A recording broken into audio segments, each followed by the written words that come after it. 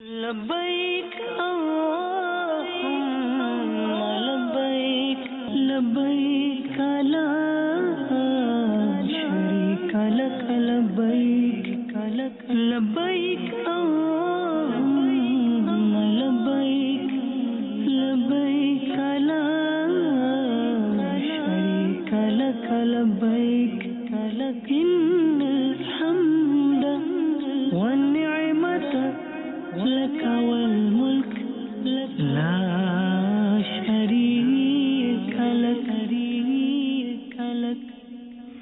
الحمد لله رب العالمين والصلاة والسلام على سيد المرسلين أما بعد فأعوذ بالله من الشيطان الرجيم بسم الله الرحمن الرحيم الصلاة والسلام عليك يا رسول الله وعلى آلك وأصحابك يا حبيب الله الصلاة والسلام عليك يا نبي الله وعلى آلك وأصحابك يا نور الله۔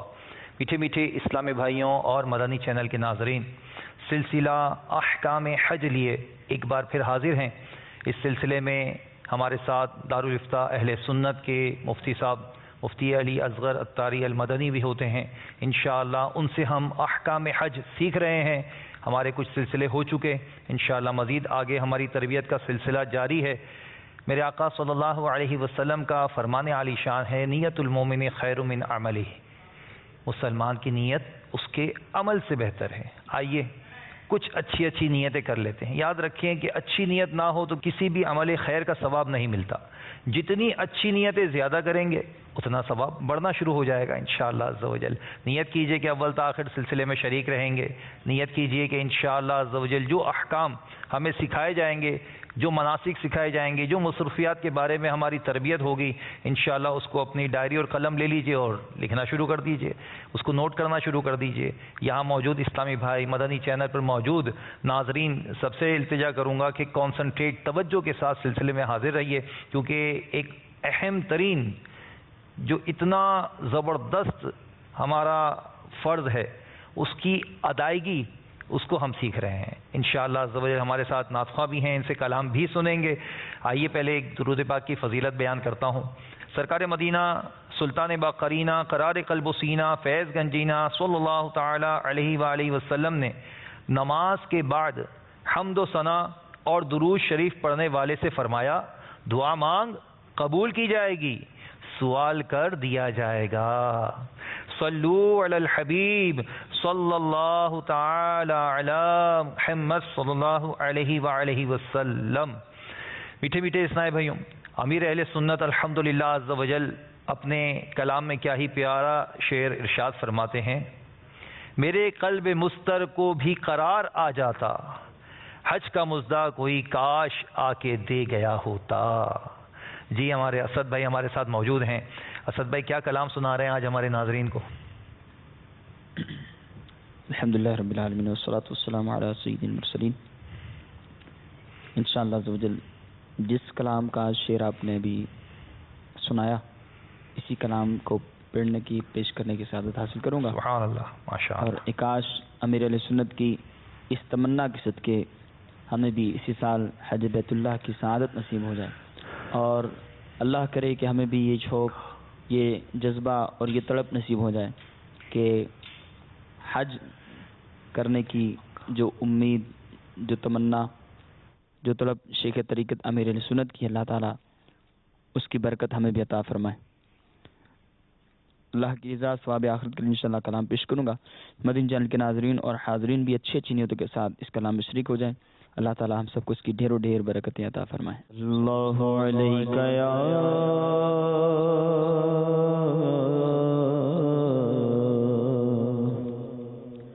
یا رسول اللہ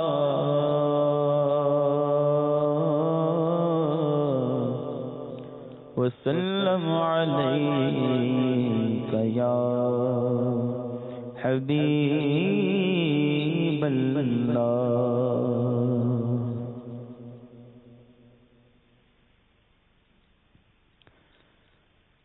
کاش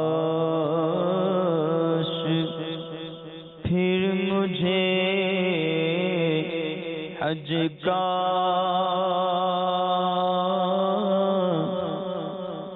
اذن مل گیا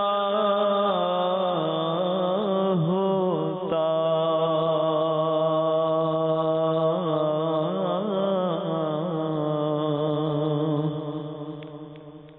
کاش پھر مجھے حج کا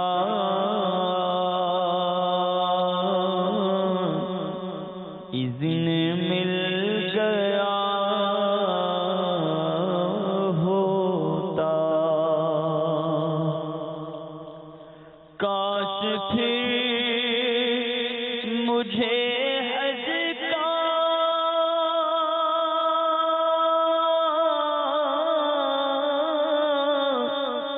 اذن مل گیا ہوتا، اور روتے روتے میں کاش چل پڑا ہوتا،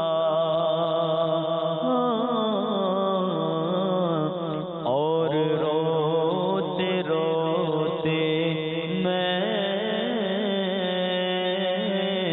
کاش چل پڑا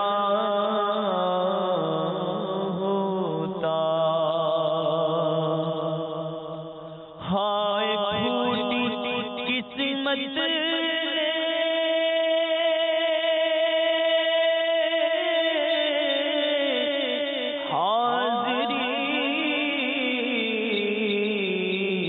روکا ہے،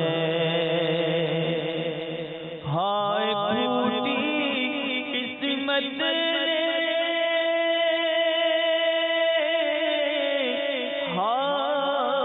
حاضری سے روکا ہے، کاش میں مدینے میں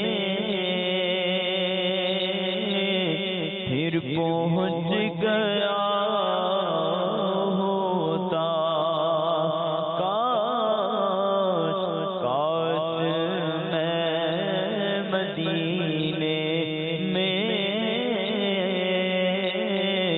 پھر پہنچ گیا ہوتا، میرے قلب مزدر کو بھی قرار آ جاتا، میرے قلب مزدر کو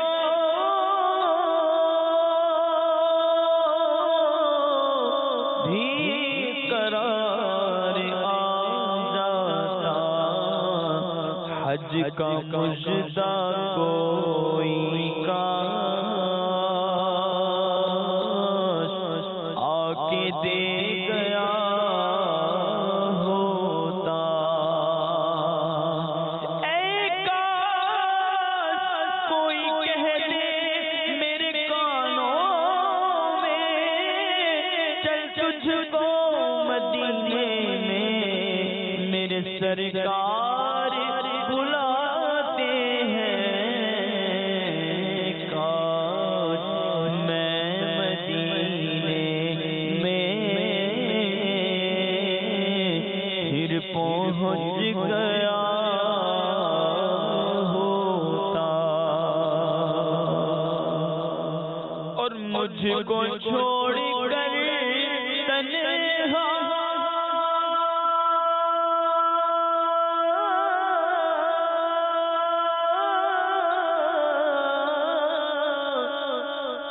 قافلہ چلا طیبہ، مجھ کو چھوڑ کر تنہا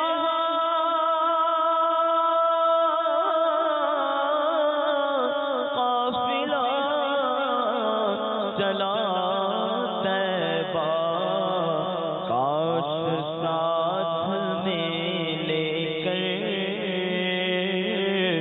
مجھ کو بھی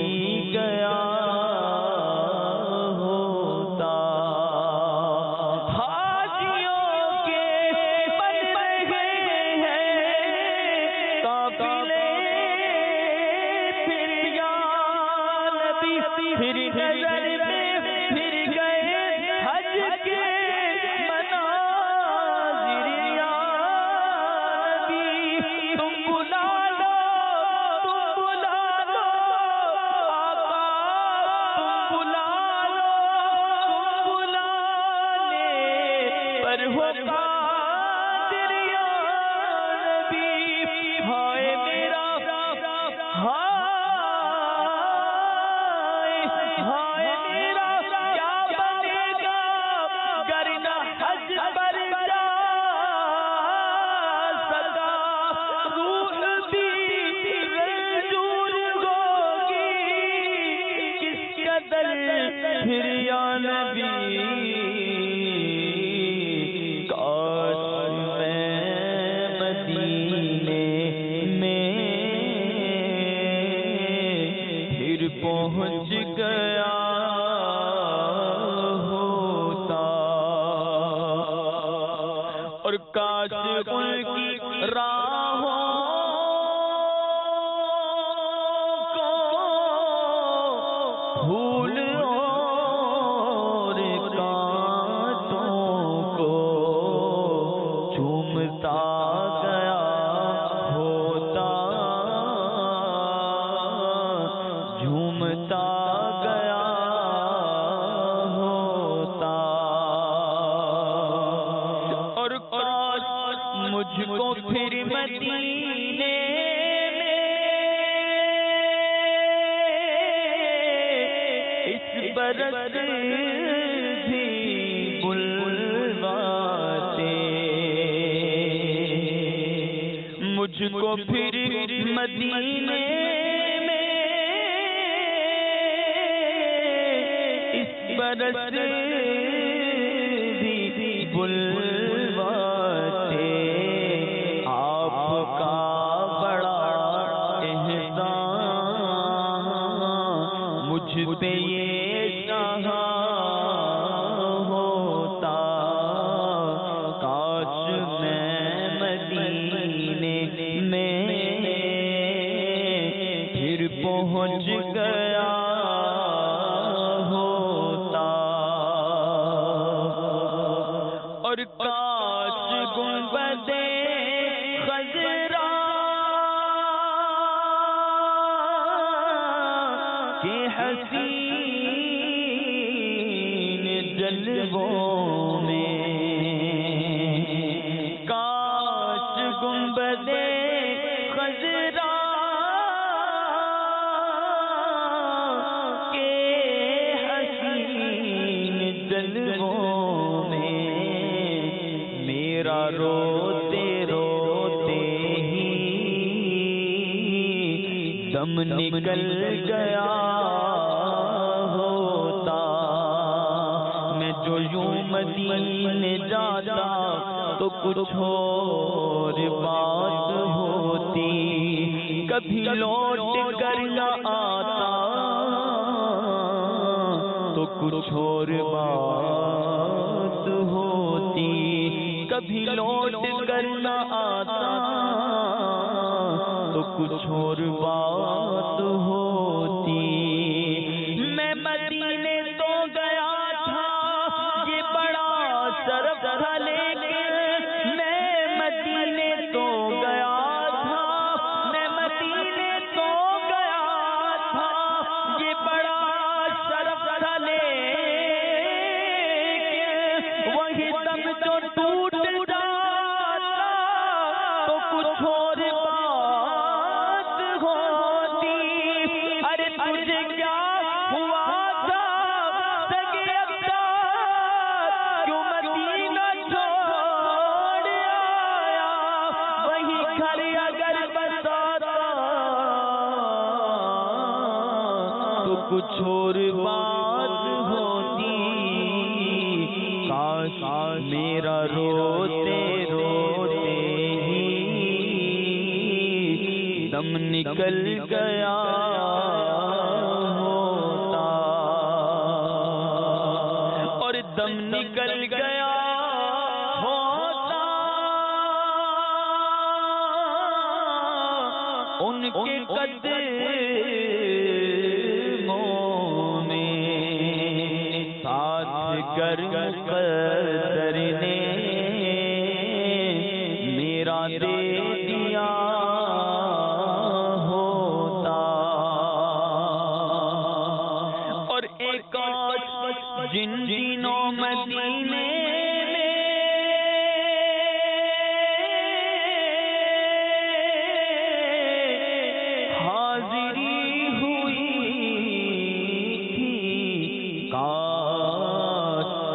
کہ ان کے کوچے میں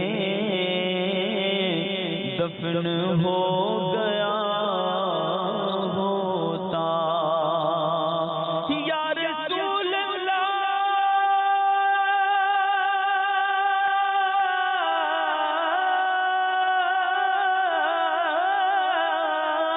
دور رہ کر قدم ٹوٹ جائے کہیں، کاش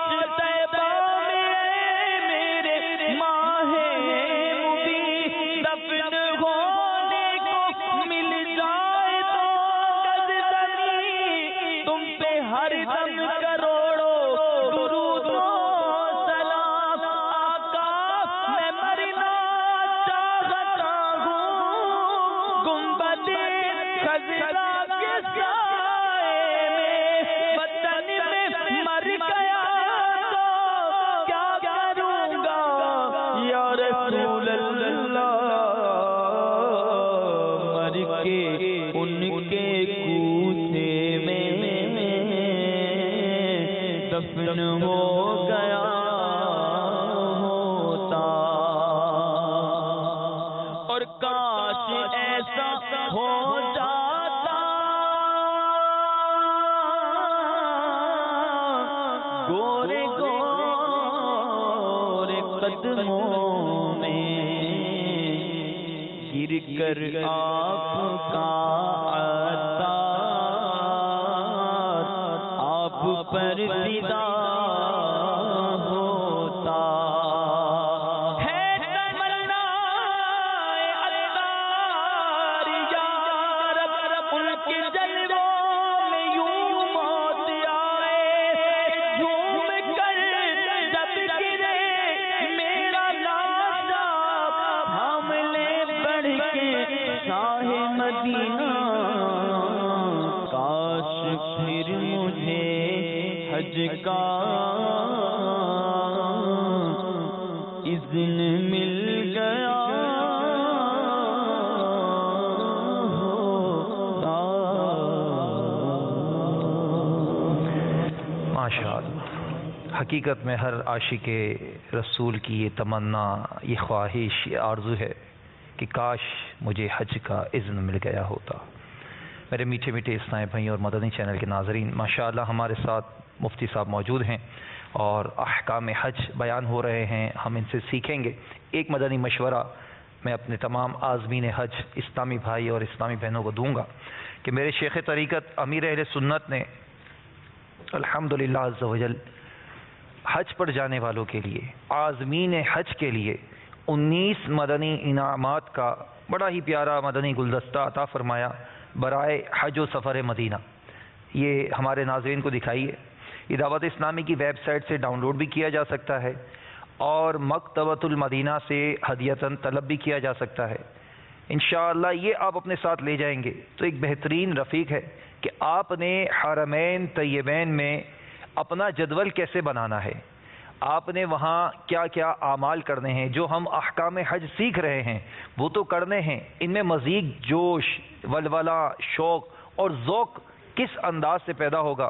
انشاءاللہ آپ یہ 19 مدنی انعامات کو پڑھیں گے، اس میں درود پاک پڑھنے والا مدنی انعام ہے، قرآن مجید پڑھنے والا مدنی انعام ہے، ماشاءاللہ اتنے مدنی انعامات ہماری اصلاح کے لیے ہیں کہ جب ہم ان پر عمل کریں گے تو ہمارے اوقات انشاءاللہ نیکیوں بھرے اوقات بن جائیں گے۔ جی مفتی صاحب، آج کا سلسلہ احکام حج، آج ہمارے ناظرین کے لیے کیا مدنی پھول ہیں؟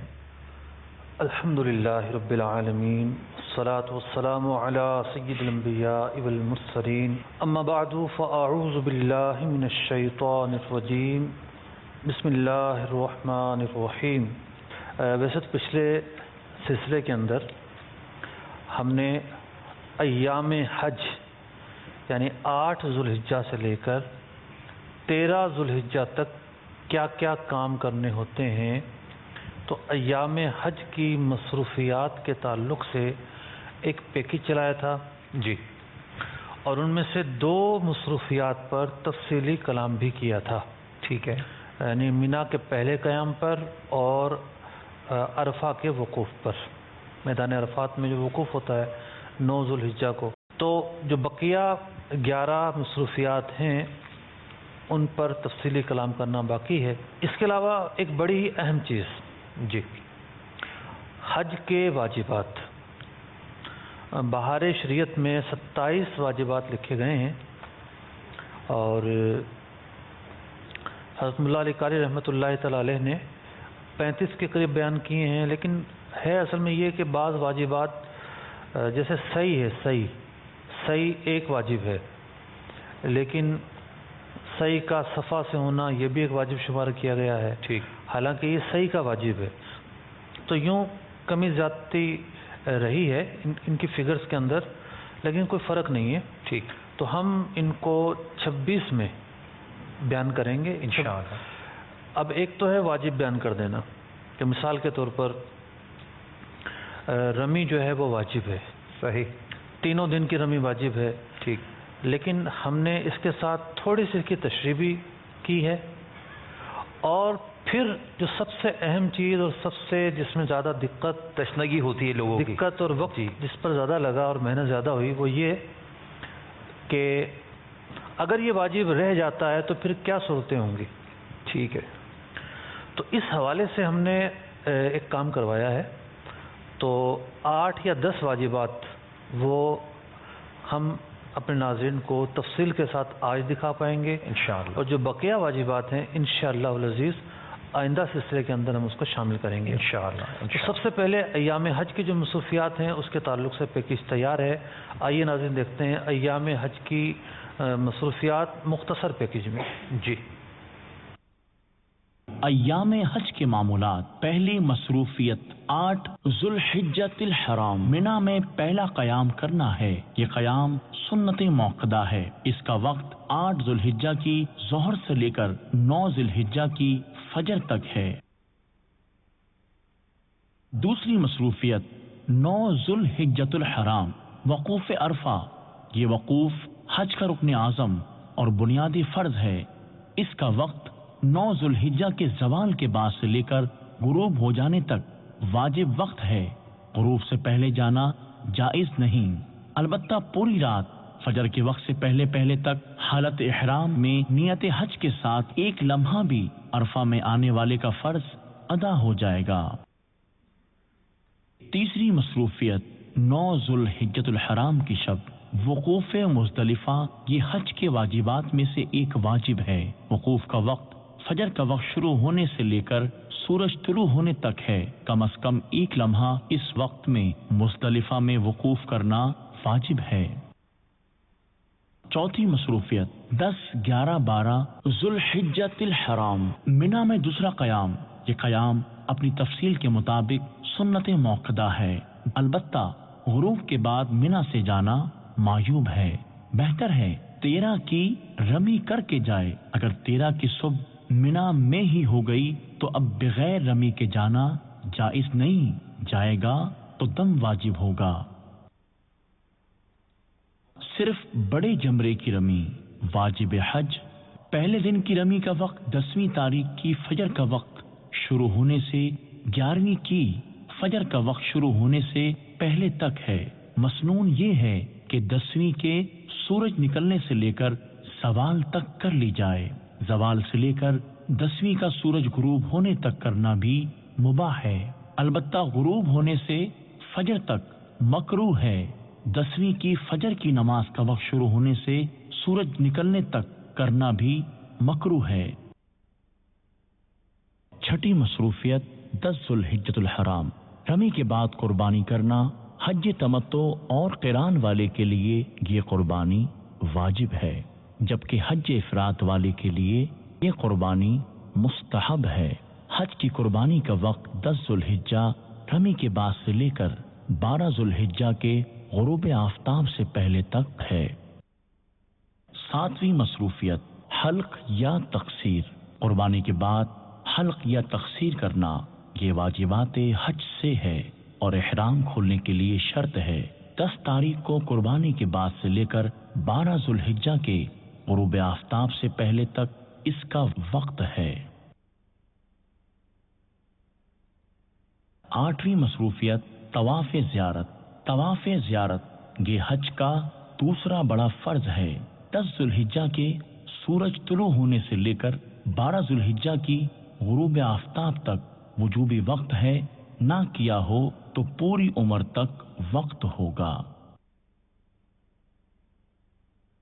9ویں مصروفیت حج کی سعی۔ یہ حج کا واجب ہے۔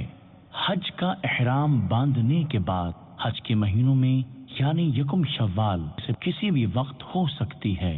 حج سے پہلے ہو، حج کے احرام اور نفلی طواف کے بعد ہوگی، بعد میں احرام ضروری نہیں۔ اس کا آخری وجوبی وقت کوئی نہیں۔ 10ویں مصروفیت دوسرے دن تینوں جمرات کی رمی۔ یہ حج کا واجب ہے۔ 11 تاریخ کو زوال کا وقت ختم ہونے یعنی ظہر کا وقت شروع ہونے سے لے کر فجر کا وقت شروع ہونے تک ہے، البتہ بلا عذر سورج غروب ہونے کے بعد مکروہ ہے۔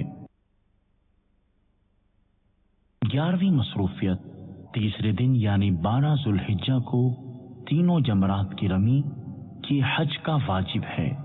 12 تاریخ کو زوال کا وقت ختم ہونے یعنی ظہر کا وقت شروع ہونے سے لے کر فجر کا وقت شروع ہونے تک ہے، البتہ بلا عذر سورج غروب ہونے کے بعد مکروہ ہے۔ 12ویں مصروفیت 13 ذوالحجہ یعنی چوتھے دن تینوں جمرات کی رمی۔ یہ حج کا واجب تو نہیں، البتہ مطلقاً اسے ادا کرنا افضل ہے، لیکن ایک صورت میں اس کی تاکید ہوگی اور ایک صورت میں واجب ہو جائے گی۔ 13 تاریخ کو اس کا وقت صبح صادق یعنی فجر کا وقت شروع ہونے سے سورج غروب ہونے تک ہے، البتہ صبح سے زوال آفتاب تک مکروہ ہے، اور ظہر کا وقت شروع ہونے سے غروب آفتاب تک مسنون وقت ہے۔ 13ویں مصروفیت طواف وداع۔ یہ حج کا واجب ہے۔ طواف زیارت کے بعد جو بھی طواف کیا جائے وہ طواف وداع کہلائے گا، اس کا آخری وجوبی وقت کوئی نہیں۔ ماشاءاللہ 13 مصروفیات کے بارے میں ہمیں بتایا گیا، اور ایک تڑپ یہ بھی تو ہوتی ہے نا کہ ان مصروفیات کے بعد جانا ہے مدینے، سرکار کی دیدار کی ایک تڑپ بھی ہوتی ہے۔ ارشد القادری صاحب کا وہ کیا ہی پیارا کلام ہے حضور۔ بہرے دیدار مشتاق ہے ہر نظر، بہرے دیدار مشتاق ہے ہر نظر، دونوں عالم کے سرکار آ جائیے، سرکار آ جائیے، آقا آ جائیے، آقا آ جائیے، آقا آ جائیے، آقا آ جائیے، چاندنی رات ہے پچھلا پہر، چاندنی رات ہے اور پچھلا پہر، دونوں عالم کے سرکار آ جائیے، آقا آ جائیے، آقا آ جائیے، سامنے جلوہ گر پہ کرے نور ہو، منکروں کا بھی سرکار تک دور ہو، کر کے تبدیل لباس بشر، کر کے تبدیل کے دل لباس بشر دونوں عالم کے سرکار آ جائیے، دونوں عالم کے سرکار آ جائیے، آقا آ جائیے، آقا آ جائیے، شام امید کا اب سویرا ہوا، سوئے طیبہ نگاہوں میں ڈیرا ہوا، شام امید کا اب سویرا ہوا، سوئے طیبہ نگاہوں میں ڈیرا ہوا، بچھ گئے راہ میں فرش قلب و جگر، بچھ گئے راہ میں فرش قلب و جگر، دونوں عالم کے سرکار آ جائیے، دل کا ٹوٹا ہوا آپ گینا لیے، شعلہ عشق کا طور سینہ لیے، دل کا ٹوٹا ہوا آپ گینا لیے، شعلہ عشق کا طور سینہ لیے، کتنے گھائل کھڑے ہیں سرے راہ گزر، کتنے گھائل کھڑے ہیں سرے راہ گزر، دونوں عالم کے سرکار آ جائیے، آقا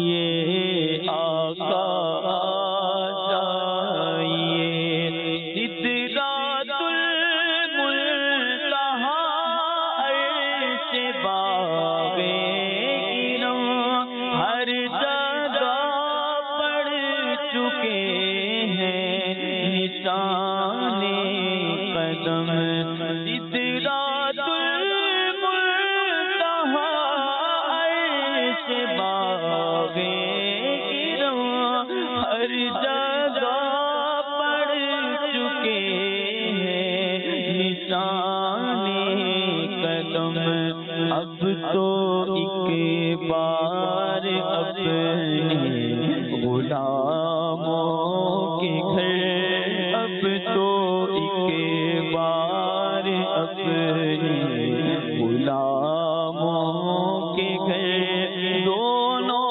عالم کے سرکار چاند کو توڑ کے پھر جوڑنے والے آجا آجا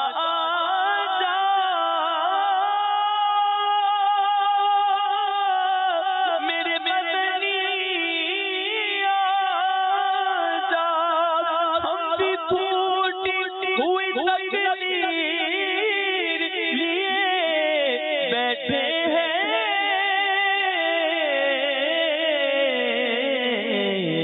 اب تو ایک بار اپنے غلاموں کے گھر، تیری یاد بڑا تڑپاندی ہے، لالیاں نینا نے گھڑیاں کدی اس رستے بھی لنگ مانگی، تیری دید نو حسرت نے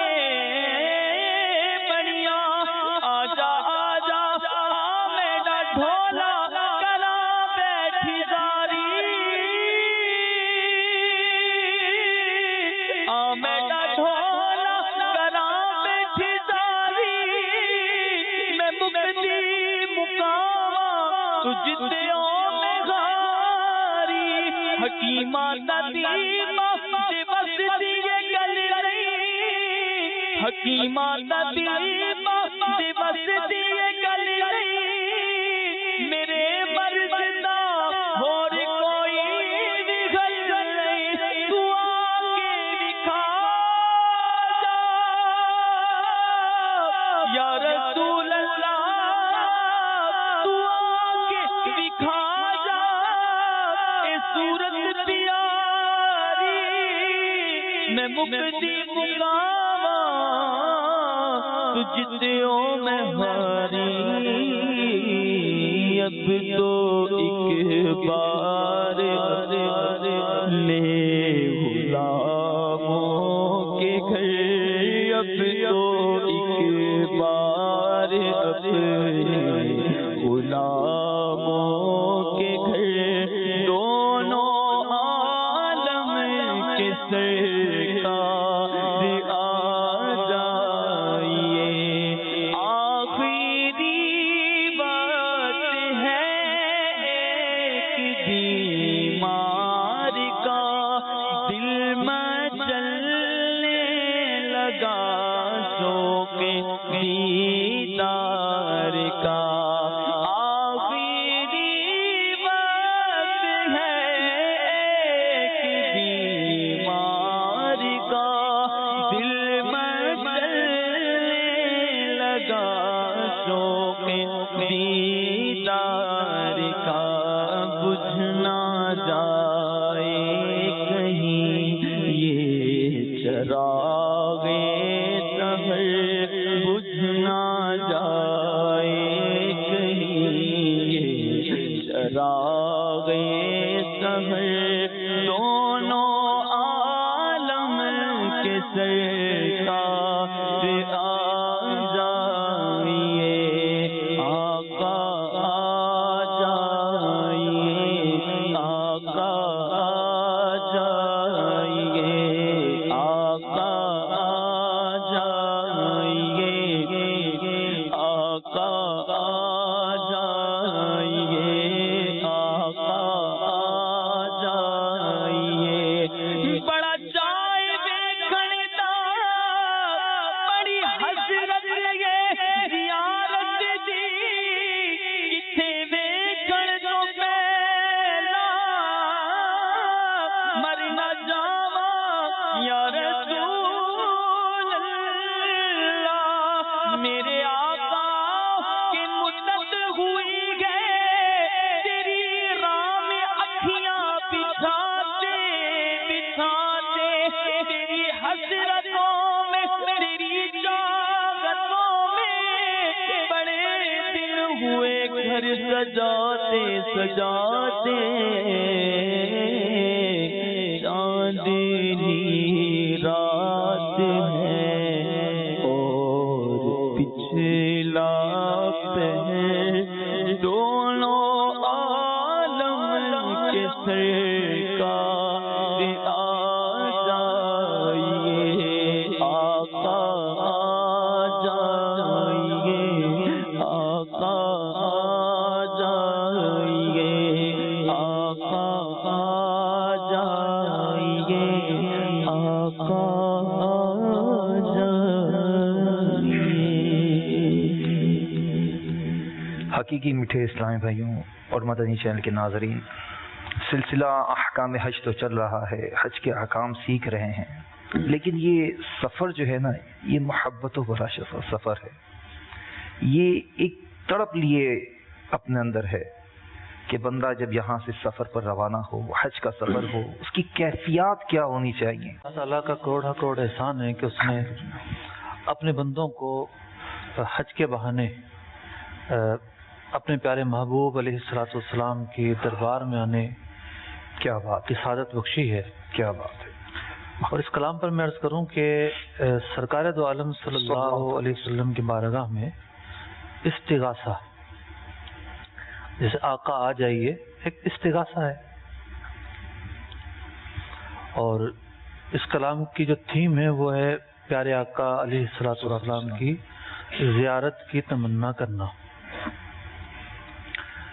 امام بوسیری ہوں، عبدالرحمن جامی ہوں، اعلیٰ حضرت ہوں، امیر اہل سنت ہوں، اور جو شعراء اہل سنت ہوں، یہ جو وصف ہے نا نعتیہ کلام کے اندر، یعنی حسرت دیدار کا جو وصف ہے، اللہ اللہ، پوری شاعری کی رونق ہے. بے شک بے شک. اور رونق کیوں نہ ہو کہ ہر مسلمان کی آرزو ہے، ہر مسلمان کی چاہت ہے. تو بلا شبہ یہ جو تڑپ ہے اور یہ جو استغاثہ ہے، الحمدللہ اہل محبت ہی کا خاصہ ہے. بے شک. اللہ تبارک و تعالیٰ اس میں مزید برکتیں عطا فرمائے. چلتے ہیں اپنے سلسلے کی طرف. واجبات کا بھی ایک پیکیج ہے. اصل میں اگر ہم وہ سن لیں گے تو بہت ساری ایسی تفصیل جو ایام حج کی مصروفیات ہیں وہ اس میں بیان ہو جائیں گی، وہ اس میں شامل ہیں. تو محترم اور پیارے اسلامی بھائیوں اور مدنی چینل کے ناظرین، حج کے واجبات جو ہیں وہ بھی بہت اہم ہیں. جس طرح نماز کے اندر کچھ چیزیں فرائض ہیں اور کچھ واجبات ہیں. فرائض ادا نہ ہوں، شرائط ادا نہ ہوں تو نماز اصلا نہیں ہوتی. اسی طریقے سے حج میں بھی کچھ واجبات ہیں، ان کے بھی کچھ احکام ہیں. جس طریقے سے نماز کے اندر واجبات چھوڑ جائیں تو بعض مواقع پر سجدہ سہو سے تلافی ہوتی ہے، بعض مواقع پر اعادہ ہی کرنا واحد حل ہوتا ہے. جی. اب دو باتیں یہاں پر بڑی اہم ہیں. حج کے واجبات کیا ہیں، اور اگر یہ واجبات ترک ہو جائیں تو پھر کیا احکام لازم ہوں گے. ٹھیک. تو ایک ہی ساتھ ہم نے ان واجبات کو بیان کیا ہے. آئیے پہلے مرحلے پر 8 واجبات آپ ملاحظہ کیجئے. پہلے مرحلے پر 8 واجبات آپ کے سامنے بیان کیے جا رہے ہیں. آئیے دیکھتے ہیں حج کے واجبات. جی. آئیے جانتے ہیں کہ حج کے واجبات کیا کیا ہیں. واجبات حج. پہلا واجب میقات سے احرام باندھنا. حج کرنے والا تینوں اقسام میں سے جو بھی حج کر رہا ہو، اگر وہ آفاق یعنی حل کے باہر سے آ رہا ہے اور ساتھ ہی میقات سے گزر کر براہ راست مکہ مکرمہ آنا چاہتا ہے تو حالت احرام میں ہی میقات عبور کرتا ہوا حل میں داخل ہوگا. احرام عمرے کا ہو یا حج کا، دونوں میں سے کسی ایک کا ہونا ضروری ہے. میقات سے احرام باندھنا ترک ہو جائے تو کیا احکام ہوں گے؟ جو آفاقی براہ راست مکہ مکرمہ کی نیت سے سفر کرتا ہوا بغیر احرام کے میقات سے حل میں داخل ہوا تو اس پر دم لازم ہو گیا اور گناہگار بھی ہوا. اس پر واجب ہے کہ واپس جا کر کسی بھی میقات یا محاذات میقات سے احرام باندھے. ایسی صورت میں دم ساقط ہو جائے گا. یہ بھی ضروری ہے کہ نیت احرام اور تلبیہ دونوں حل سے باہر جا کر کرے. اگر اندرون میقات کہیں سے احرام باندھ لیا تب بھی حکم ہے کہ میقات پر جا کر تلبیہ پڑھ کر واپس آئے. اس پر دم ساقط ہو جائے گا. البتہ گناہ ختم کرنے کے لیے توبہ کرنا ہوگی. داخل میقات سے احرام باندھنے والا واپس نہ ہوا اور طواف قدوم یا طواف عمرہ یا وقوف عرفہ کر لیا تو دم متعین ہو گیا. واپس جانے سے دم ساقط نہیں ہوگا. دم اور توبہ دونوں چیزیں لازم ہو گئیں. دوسرا واجب صفا و مروہ کے درمیان دوڑنا یعنی سعی کرنا. ویسے تو سعی ہر عمرہ کرنے والا بھی کرتا ہے، لیکن عمرے سے ہٹ کر مستقل طور پر حج کی سعی ایک واجب ہے. یہ سعی حج سے پہلے بھی کی جا سکتی ہے اور حج کے بعد بھی. اس کی تفصیل آپ ایام حج کی 13 مصروفیات کے نام سے بنائے گئے گلدستے میں جان سکتے ہیں. حج کی سعی ترک ہو جائے تو کیا احکام ہوں گے؟ سعی کے 4 یا اس سے زائد پھیرے چھوڑ دینے پر دم لازم ہوتا ہے. سعی کے 3 یا اس سے کم پھیرے چھوڑنے پر ہر پھیرے کے بدلے صدقہ یعنی ایک صدقہ فطر نکالنا لازم ہوتا ہے. سعی کا اعادہ کر لینے سے دم یا صدقہ ساقط ہو جائیں گے. میقات سے اگر کوئی تجاوز کر جائے تو بھی اس کو اعادہ کرنے کا اختیار ہے. اعادہ کرنے کے بعد دم یا صدقہ ساقط ہو جائیں گے، لیکن اس صورت میں دم یا صدقہ دینا افضل ہے. البتہ میقات سے واپسی پر آفاقی کو احرام کی حالت میں ہی میقات عبور کرنا ہوگا، جو مکہ مکرمہ آنے کے لیے ویسے بھی ایک عمومی واجب ہے. اگر کسی معتبر عذر کی وجہ سے سعی ترک کی تو دم لازم نہیں آئے گا. یہی حکم عمرے کی سعی کا بھی ہے. تیسرا واجب सई सफा से शुरू करना, ये दर हकीकत सई का वाजिब है कि जब भी सई होगी, ख्वाह हज की हो या उम्रा की, सफा से शुरू करना वाजिब है। सई सफा से शुरू ना की जाए तो क्या अहकाम होंगे? अगर सई को मरवा से शुरू किया तो ये फेरा शुमार नहीं होगा। जब ये मरवा से सफा पहुंचकर अगला चक्कर शुरू करेगा तो हकीकत में अब पहला चक्कर शुरू करना पाया गया। सई का हर फेरा वाजिब है, लिहाजा अगर ये शख्स मरवा से सफा को एक चक्कर शुमार करते हुए 7 फेरे करता है तो ये हकीकत में कुल 6 फेरे हुए हैं, लिहाजा इसे एक मजीद फेरा करना होगा। अगर ये इस फेरे को नहीं करता तो एक सदका देना होगा। चौथा वाजिब, उज़ुर ना हो तो पैदल सई करना, ये भी दर हकीकत सई का वाजिब है। और हज और उम्रा दोनों की सई उज़ुर ना हो तो पैदल करना वाजिब है। पैदल सई ना की तो क्या अहकाम होंगे? बिला उज़्र शरई सई के 4 फेरे या जायद अगर सवारी, व्हील चेयर या किसी की गोद या कंधे पर बैठकर किए तो दम लाजिम होगा। 3 या इससे कम फेरे अगर बिला उज़ुर पैदल ना किए तो हर फेरे के बदले एक सदका फितर लाजिम होगा। अगर कोई इयादा करते हुए पैदल सई कर लेता है तो दम और सदका साकित हो जाएंगे।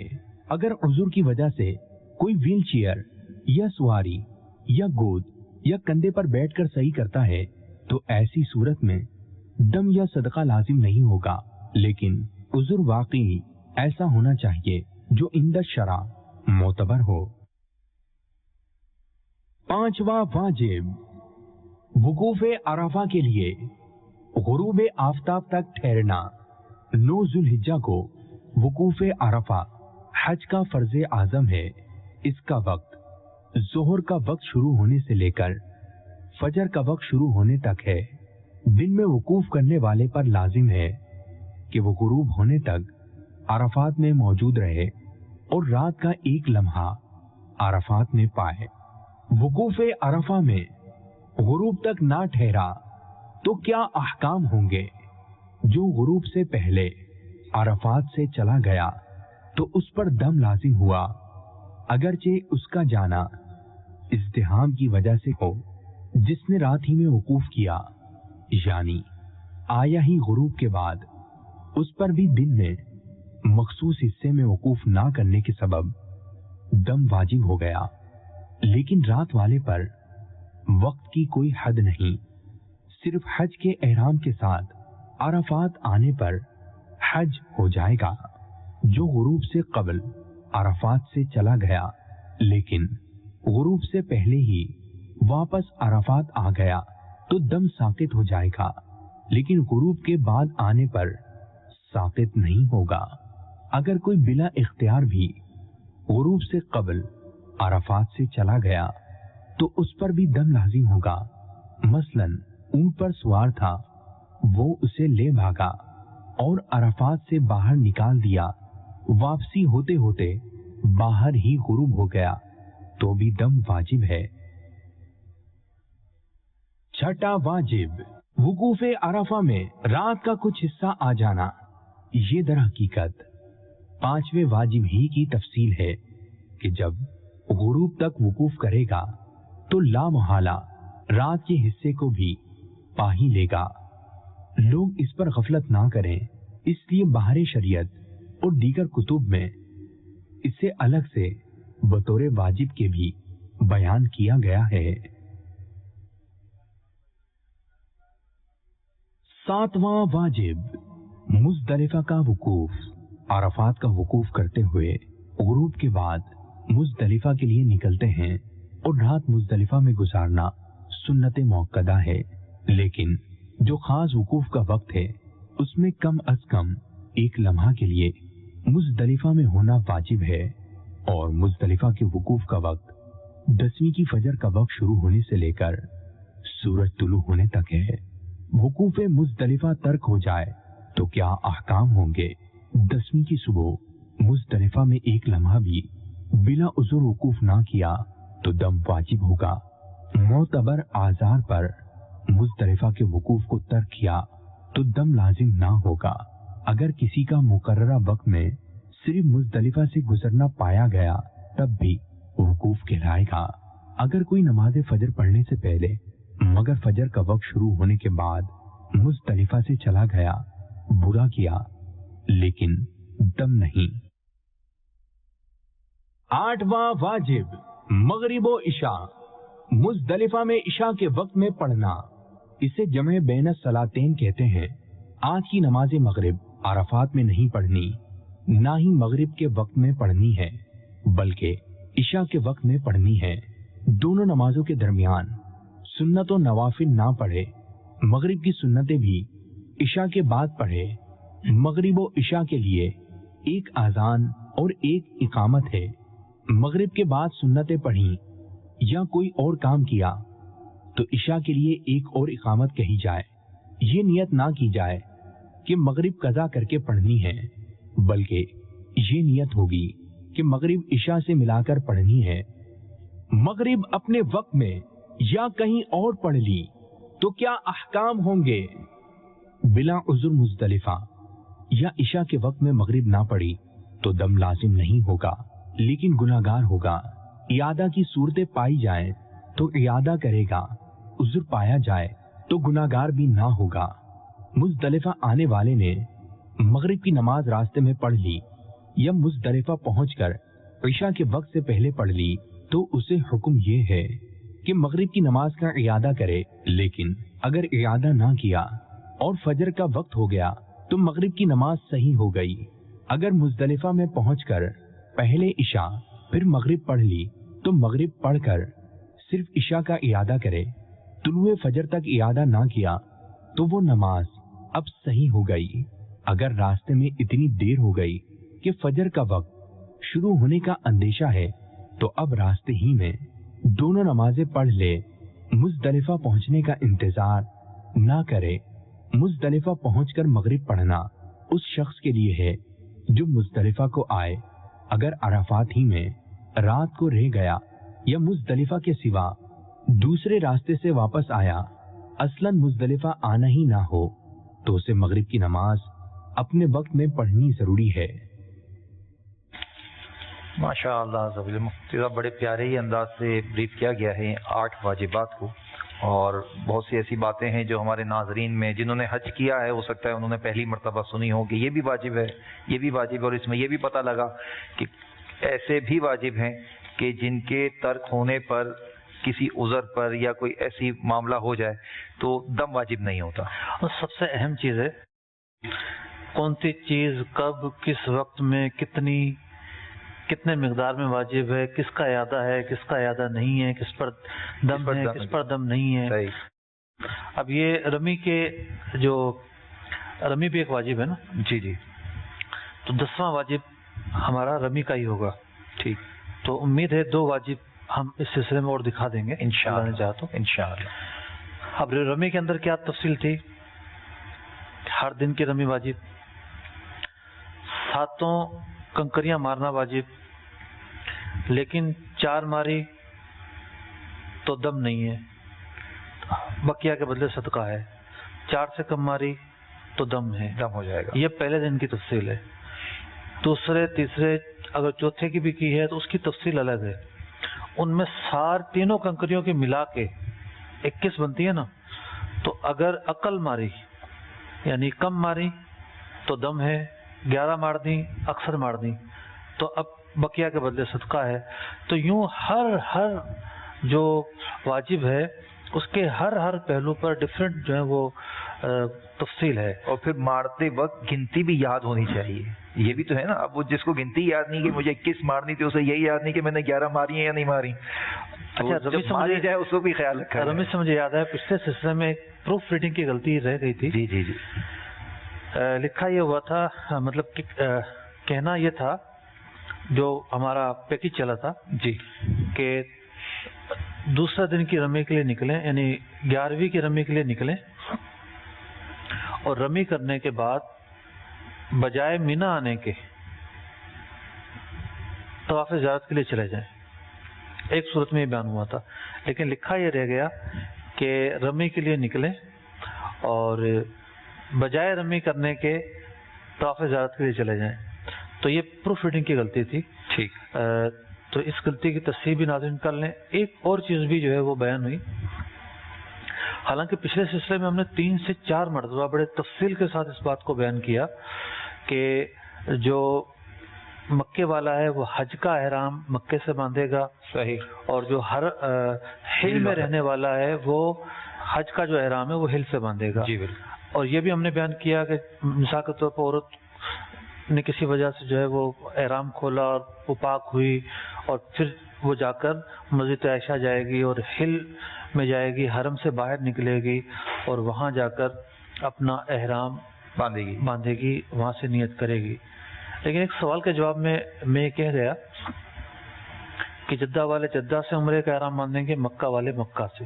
ایسا نہیں ہے، اس میں تفصیل ہے. مکہ والے حرم سے باہر آئیں گے، عمرے کا احرام باندھنے کے لیے حرم سے باہر آئیں گے، ٹھیک ہے، حج کا احرام وہیں سے باندھیں گے. ٹھیک ہے، دونوں میں تفصیل ہے. صحیح. کالز موجود ہیں؟ کالز لے لیجیے. کچھ کالز لیتے ہیں تاکہ ہمارے ناظرین بھی ہمارے ساتھ رہیں اور ان کے سوالات کے جوابات بھی ہو سکیں. جی مفتی صاحب، حاجی حج کرنے کے بعد کوئی حاجی کہے اور سننے والا کہے کہ جناب آج بھی انکساری کرے کہ مجھے نام سے بلایا جائے، کیا اس سے کوئی فرق تو نہیں پڑتا اگر یہ اللہ تعالیٰ نے اس کی سعادت عطا کی ہو؟ اگلی کال لیجیے. مفتی صاحب کی بارگاہ میرا سوال ہے کام ہے اس سلسلے میں، کیا احرام جو اسلامی بھائی یا اسلامی بہن جو اپنا احرام بنواتے ہیں، کیا وہ احرام اپنے وطن کے پانی سے اسے دھو کر کیا لے جا سکتے ہیں یا نہیں؟ اس کی رہنمائی فرما دیجیے. احرام وطن کے پانی سے دھو کر لے جا سکتے ہیں یا نہیں؟ ٹھیک ہے، اگلی کال لیجیے. احکام حج کے اس سلسلے میں میرا مفتی صاحب سے یہ سوال ہے، جو لوگ مسلمانوں کا ناحق مال کھاتے ہیں، ان کے چیزوں پر قبضہ کرتے ہیں، پھر وہ حج کرنے جاتے تھے، کیا ان کی حج قبول ہوگی؟ ٹھیک ہے جی، اس کا جواب تو شاید پچھلے سلسلوں میں ہو چکا ہے، پھر لے لیتے ہیں انشاءاللہ. حاجی کو حاجی کہنا اور حاجی کہلوانا. حاجی کو حاجی کہنے میں تو کوئی حرج نہیں ہے، اب کہنے والے کی نیت پر ہے. ٹھیک، کہ وہ کس نیت سے جو ہے اس کے القابات اور اس کے اوصاف بیان کر رہا ہے. ٹھیک، اچھی نیتوں کے ساتھ کہنے میں کوئی حرج نہیں ہے. صحیح. کہلوانے کا شوق نہیں ہونا چاہیے. کہلوانے کا شوق نہیں ہونا چاہیے کہ لوگ جو ہیں وہ حاجی کہیں، مجھے حاجی کہیں، میں حج پڑھ گیا. بعض تو ایسے ہوتے ہیں جو عمرہ کر کے آتے ہیں، وہ ان کو بھی حاجی کہا جاتا ہے. مفتی صاحب وہ چاہتے ہیں کہ مطلب ان کو بھی حاجی کہہ لیا جائے. لیکن آپ کے میمنوں میں تو ہر سیٹ کو حاجی کہا جاتا ہے. اچھا، ہمارے میمنوں میں ہر سیٹ کو حاجی کہا جاتا ہے. یہ بھی صحیح کہہ رہے ہیں آپ. ہر سیٹ کو اور ہر بڑے بزرگ کو حاجی کہا جاتا ہے. بڑی عمر والے کو حاجی صاحب کہتے ہیں. جس طرح پنجاب والے جو ہیں وہ ہر داڑھی والے کو حافظ جی کہتے ہیں، وہ حافظ جی ہو یا نہ ہو. اور اسی طریقے سے میمنوں میں یہ ہے کہ وہ حاجی صاحب. تو یہ ایک تکیہ کلام ہے، اور وہ ظاہر بات جس طرح وہاں مقصود جو ہے وہ حافظ کہنا نہیں ہے، یہاں حاجی کہنا مقصود نہیں ہوتا، بلکہ ایک لقب بن گیا ہے. ہر زبان کا اپنا ایک عرف اور اپنا ایک دائرہ ہوتا ہے. تو کہنے اور کہلوانے دونوں پر ہی نیتوں پر دار و مدار ہے. ٹھیک ہے. دوسرا سوال تھا احرام وطن سے دھو کر لے جا سکتے ہیں. اب یہ سوال تو بڑا مبہم ہے، لیکن جو میں سمجھ پایا ہوں اس کے 2 پہلو ہو سکتے ہیں پوچھنے والے کے جو مقاصد و اغراض ہیں. ایک یہ ہے کہ مطلب کہ احرام خریدا تو کیا اسے دھو سکتے ہیں یا نہیں؟ ممکن ہے بھی ہو. احرام کو آب زمزم سے ہی نہیں دھویا جاتا، بلکہ آب زمزم سے تو دھونا بھی نہیں چاہیے. استعمال کے کپڑوں کو دھویا جاتا ہے آب زمزم سے.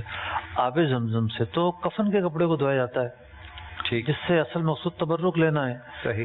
عام جو لباس ہے ان کو تھوڑی آب زمزم سے دھویا جاتا ہے. تو یہ تو آپ کے پہننے کی چیزیں ہیں، تو عام پانی سے ہی دھوئی جائیں گی یہ تو. دوسرا ان کا سوال یہ تھا کہ وطن سے شاید وہ وطن مراد ہو. نہیں، اس میں جو میں سمجھ پایا مفتی صاحب کہ بعض لوگ جو ہے نا وہ کلف بہت لگا ہوتا ہے احرام پہ نا، تو ان کو یہ مشورہ بھی دیا جاتا ہے کہ آپ اس کو دھو کر تھوڑا سا گف کر لیجئے، تاکہ جب آپ اس کو نئے کو پہنیں گے تو اس کی جو کلف نکلتا ہے اس سے بعض اوقات ریشز رانوں میں پڑ جاتے ہیں. تو اس میں تو کوئی حرج نہیں ہے، شاید کوئی مذائقہ نہیں ہے. ٹھیک ہے. اس طرح کا جو دھونا ہے جی، وہ دھونا استعمال نہیں کہلاتا. کہ ہے نا بھی صاف ستھرا ہو، نیا احرام ہو، ایک تعظیم کی نیت سے جب بندہ پہنتا ہے تو اس میں یہ ہے کہ عمدہ سے عمدہ پہلو مد نظر رہے. تو اس طرح بھگونے میں اور دھونے میں وہ لباس نیا ہی کہلاتا ہے. اچھا. تیسرا سوال تھا مسلمانوں کا حق مار کر جا رہا ہے تو کیا اس کا حج قبول ہو جائے گا؟ ایک تو یہ ہے کہ ناحق اگر اس نے مال کھایا ہے تو وہ مال حرام کھایا ہے بلا شبہ، ٹھیک ہے، لیکن جس رقم سے حج پر جا رہا ہے وہ حلال کی رقم ہے، ٹھیک ہے، تو اب اولاً تو یہ حکم ہے کہ جن سے معافی تلافی کرنی ہے ان سے معافی مانگ کر جائے، صحیح، معاف کرا لیا جائے۔ یہ جو چیزیں ہیں اس کی اہمیت تو کہیں بھی نہیں گئی، برقرار ہے۔ لیکن اگر بالفرض یہ جا ہی مال حرام پر رہا ہے، اس کا جو اسباب ہے، زیادہ راہ ہے، خرچہ ہے، جو جا کر کھائے گا وہاں پر پیے گا، وہ سب کا سب مال حرام سے کمایا ہوا ہے، یعنی اس نے کسی کا کام کر دیا، اس نے رشوتاً اس کو حج کا ٹکٹ دے دیا، ٹھیک، یہ رشوت کے پیسے ملے تو ان سے جا رہا ہے، ٹھیک، تو بہرحال ایسے شخص کے متعلق یہ طے ہے کہ اس کا حج اللہ تبارک و تعالیٰ کی بارگاہ میں قبول نہیں ہوتا، صحیح، اگرچہ کہ اس کا فرض ادا ہو جائے گا لیکن اس کا حج قبول نہیں ہوتا، رد کر دیا جاتا ہے، ٹھیک، تو اللہ تبارک و تعالیٰ پاک ہے اور پاک اموال ہی اپنی بارگاہ میں قبول فرماتا ہے۔ صحیح، حج اگرچہ کہ تمام عبادتوں کا مجموعہ ہے، بدنی عبادت بھی ہے، قولی عبادت بھی ہے، لیکن حج کے اندر جو سر فہرست جو پہلو ہے، یعنی جو نمایاں پہلو ہے، وہ یہ ہے کہ حج مالی عبادت ہے، صاحبان استطاعت پر یہ فرض ہوتا ہے، دیگر شاید پائے جائیں تو اس میں ایک بنیادی جو عنصر ہے وہ مال ہے، مال کا خرچ کرنا، تو اگر مال ہی پاک نہ ہو تو پھر مطلب کہ حرام مال کے ساتھ حج کرنا یہ سراسر نقصان اور گھاٹے کا سودا ہے۔ ٹھیک، اب وہ ہمارے جو 2 واجبات رہ گئے تھے جی، وہ بھی الحمدللہ تیار ہیں، ریڈی ہیں، اسے بھی چلا لیتے ہیں، اس کو چلائیے، وہ دونوں واجبات بھی دکھائیے۔ نواں واجب، 10ویں کو صرف بڑے جمرے کو اور 11، 12 کو تینوں جمرات کو کنکریاں مارنا یعنی رمی کرنا۔ ایام حج کی مصروفیات نامی گلدستے میں ہر دن کی رمی کا وقت تفصیلاً بیان ہو چکا ہے، اور یہ بھی کہ ایک صورت میں 13 تاریخ کو بھی کنکریاں مارنا واجب ہو جاتا ہے۔ واضح رہے کہ ہر دن کی رمی الگ الگ واجب ہے اور ہر جمرے کو 7 کنکریاں مارنا بھی واجب ہے۔ عقل کنکریاں مارنے پر دم لازم ہوگا۔ پہلے دن 7 کے بجائے صرف 3 کنکریاں مارنا عقل ہے، اور دوسرے اور بقیہ دیگر ایام میں 21 کے بجائے صرف 10 مارنا عقل ہے۔ رمی کرنا ترک ہو جائے تو کیا احکام ہوں گے؟ ہر جمرے کو 7 سے کم کنکری مارنا جائز نہیں۔ پہلے دن اگر صرف 3 ماری تو دم لازم ہوگا، اگر کم از کم 4 ماریں تو باقی ہر کنکری کے بدلے صدقہ فطر دے گا۔ دوسرے یا بقیہ دن اگر متفرق طور پر تمام جمرات کو کم از کم 10 کنکریاں ماری تو بھی دم لازم ہوا۔ اگر تمامی ایام کی رمی چھوڑ دی تب بھی ایک ہی دم لازم ہوگا۔ دوسرے دن اگر 11 کنکریاں ماری اور 10 چھوڑ دی تو ہر کنکری کے بدلے ایک صدقہ فطر ہے۔ اگر اس موقع پر صدقوں کی قیمت دم کے برابر ہو جائے تو دم سے کچھ کم کر دے۔ اگر کسی دن کی رمی کرنا رہ گیا ہو تو رات میں بھی وقت ہے، لیکن رات میں بلا عذر شرعی مکروہ ہے، البتہ دم نہ ہوگا۔ اگر کسی دن کی کنکری بالکل ہی نہ کی تو جب تک ایام رمی باقی ہے رمی کی قضا کرے گا۔ 13 تاریخ کو غروب سے پہلے تک رمی کے آخری دن کا وقت ہے، قضا کے ساتھ ساتھ دم بھی واجب ہوگا۔ 10واں واجب، پہلے دن کی رمی، پھر قربانی، پھر حلق و تقصیر ترتیب سے ہونا۔ پہلے دن کی رمی کا وقت ایام حج نامی گلدستے میں بیان ہو چکا ہے۔ سب سے پہلے 10ویں دن یعنی پہلے دن کی رمی اپنے وقت میں کی جائے گی، پھر قربانی ہوگی، اور اس کے بعد حلق یا تقصیر۔ یہ ترتیب واجب ہے۔ واضح رہے کہ 12 کی غروب تک قربانی کا وجوبی وقت ہے، یعنی ایام نہار کے پورے وقت میں پہلے دن کی رمی کے بعد جب بھی قربانی کر لی ترتیب و نفس سے واجب ادا ہو گیا۔ البتہ حلق یا تقصیر کا بھی 12 کی غروب سے پہلے ہونا ضروری ہے، لہذا تینوں افعال میں ترتیب بھی رکھنا ہے اور اپنے وقت میں بھی ادا کرنا ہے۔ یاد رہے کہ دوسرے تیسرے دن کی رمی قربانی یا حلق سے قبل کرنا ترک واجب نہیں، یوں ہی حج افراد والے پر قربانی واجب نہیں، اس پر دو چیزوں ہی میں ترتیب واجب ہے۔ رمی، قربانی اور حلق میں ترتیب ترک کر دی تو کیا احکام ہوں گے؟ پہلے دن کی رمی، قربانی اور حلق و تقصیر میں ترتیب نہ رکھی تو دم واجب ہوگا۔ اب تو بس ایک ہی دن ہے کہ مدینہ دیکھیں۔ انشاءاللہ عزیز ہم اپنے سلسلے میں بھی تذکرہ مدینہ شامل کریں گے، جی اللہ نے چاہا تو۔ انشاءاللہ انشاءاللہ۔ آپ کیا کلام سننے دل چاہ رہا ہے آپ کا؟ سنا دے تو کیا بات ہے، میں کہاں سناؤں گا، نعت خواہ موجود ہے۔ چند اشعار آپ چلے پڑھ دیجئے انشاءاللہ۔ آخری وقت ہے کیا کہ دنیا دیکھو، آخری وقت میں کیا کہ دنیا دیکھو میرے مولا، اب تو بس ایک دھن ہے مولا، اب تو بس ایک دھن ہے کہ مدینہ دیکھوں، اب تو بس ایک دھن ہے مولا، اب تو بس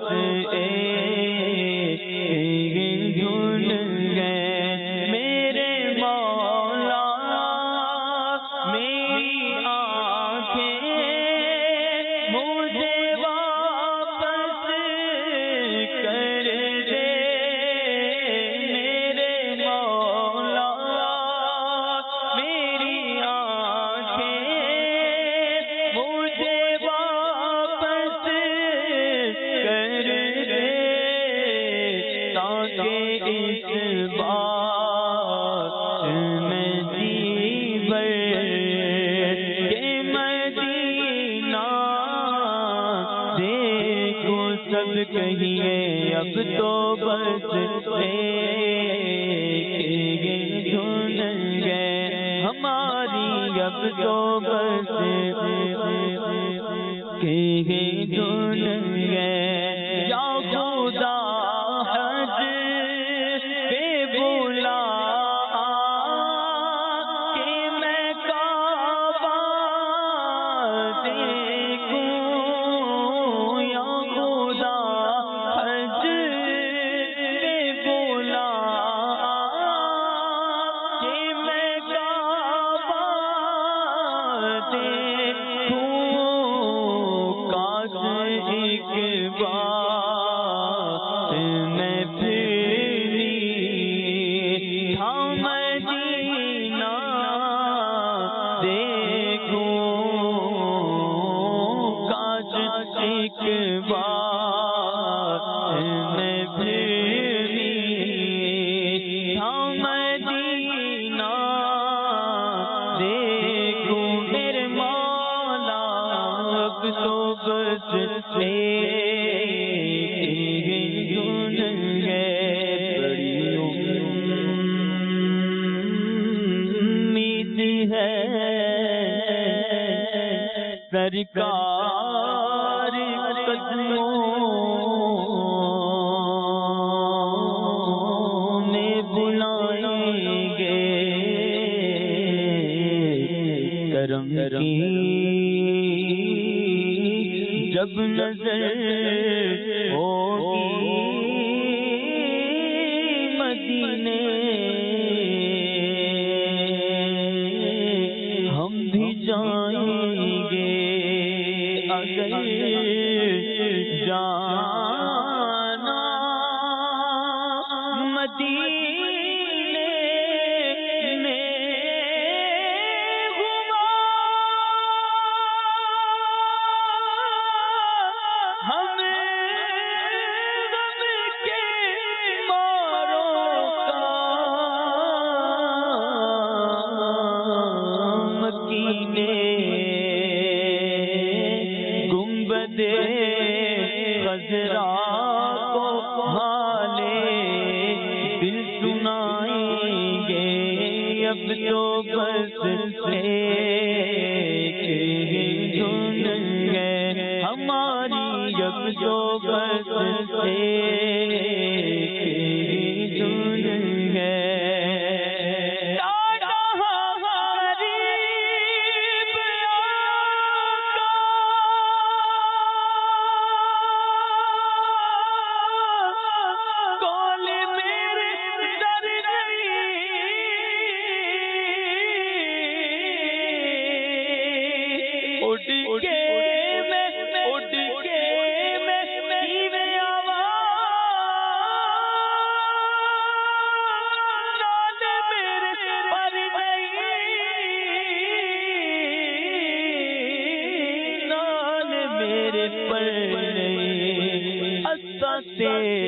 تیرا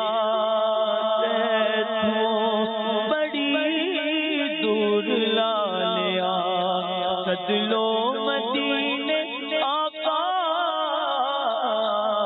کدلو مدینے آقا کرو میری بالیاں اب تو بس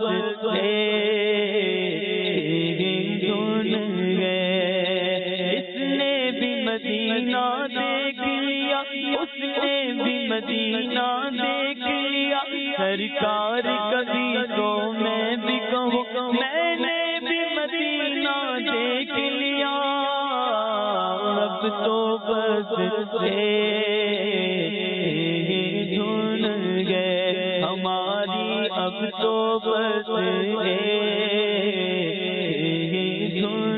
گئے مدینہ مدینہ ہمارا مدینہ مدینہ مدینہ ہمارا مدینہ سب کہیے ہمیں جانو دل سے ہے پیارا مدینہ ہمیں جانو دل سے ہے پیارا مدینہ سوہانا سوہانا دلارا مدینہ ہر عاشق کی آنکھوں کا تارا مدینہ مدینے کے دلوں کے قربان جاؤں خدا نے کیسا سوارا مدینہ چلو مل کے کرتے ہیں ذکر مدینہ چلو مل کے کرتے ہیں ذکر مدینہ پہنچ جائیں گے انشاءاللہ مدینہ پہنچ جائیں گے انشاءاللہ مدینہ مدینہ اس لیے عطار جانو دل سے ہے پیارا کہ رہتے ہیں میرے آقا میرے دل پر مدینے میں اب تو بس دھن گئے کہ مدینہ دیکھو اب تو بس دھن ہے وہ مدینہ دیکھو سبحان اللہ مدینہ بھی جب ہمارے بے شک مدینہ تو مدینہ بھی مدینہ ہے. اب دیکھیے سرکار دو عالم صلی اللہ علیہ وسلم نے ہجرت فرمائی مکہ مکرمہ سے اور 53 سال تک آپ اس شہر میں رہے. آدمی اگر 10-15 سال کہیں رہا ہو اور پیدا بھی وہیں ہوا ہو تو ایک ویسی وابستگی ہوتی ہے جی انسیت ہو جاتی ہے. مرکز تجلیات ہے مکہ مکرمہ. تو جب آپ مکہ مکرمہ چھوڑ رہے تھے تو پیچھے مڑ مڑ کر دیکھتے تھے اللہ اور فرماتے تھے کہ اگر رب کا حکم نہ ہوتا تو میں تجھے نہ چھوڑتا۔ مدینہ منورہ پہنچے جسے یثرب کہا جاتا تھا۔ اب ایک قابل غور نقطہ یہ ہے کہ ایسی کیا حکمت تھی کہ سرکار دو عالم صلی اللہ علیہ وسلم نے مدینہ منورہ کو شرف بخشا۔ اس کی ہزارہ حکمتیں ہو سکتی ہیں بے شک، لیکن ایک حکمت یہ بھی ہے کہ اگر حضور علیہ الصلوۃ والسلام مکہ مکرمہ میں رہتے تو مکہ مکرمہ کا شرف جب بیان ہوتا، جب بزرگی بیان ہوتی، آج بھی ہے، کوئی شک و شبہ نہیں۔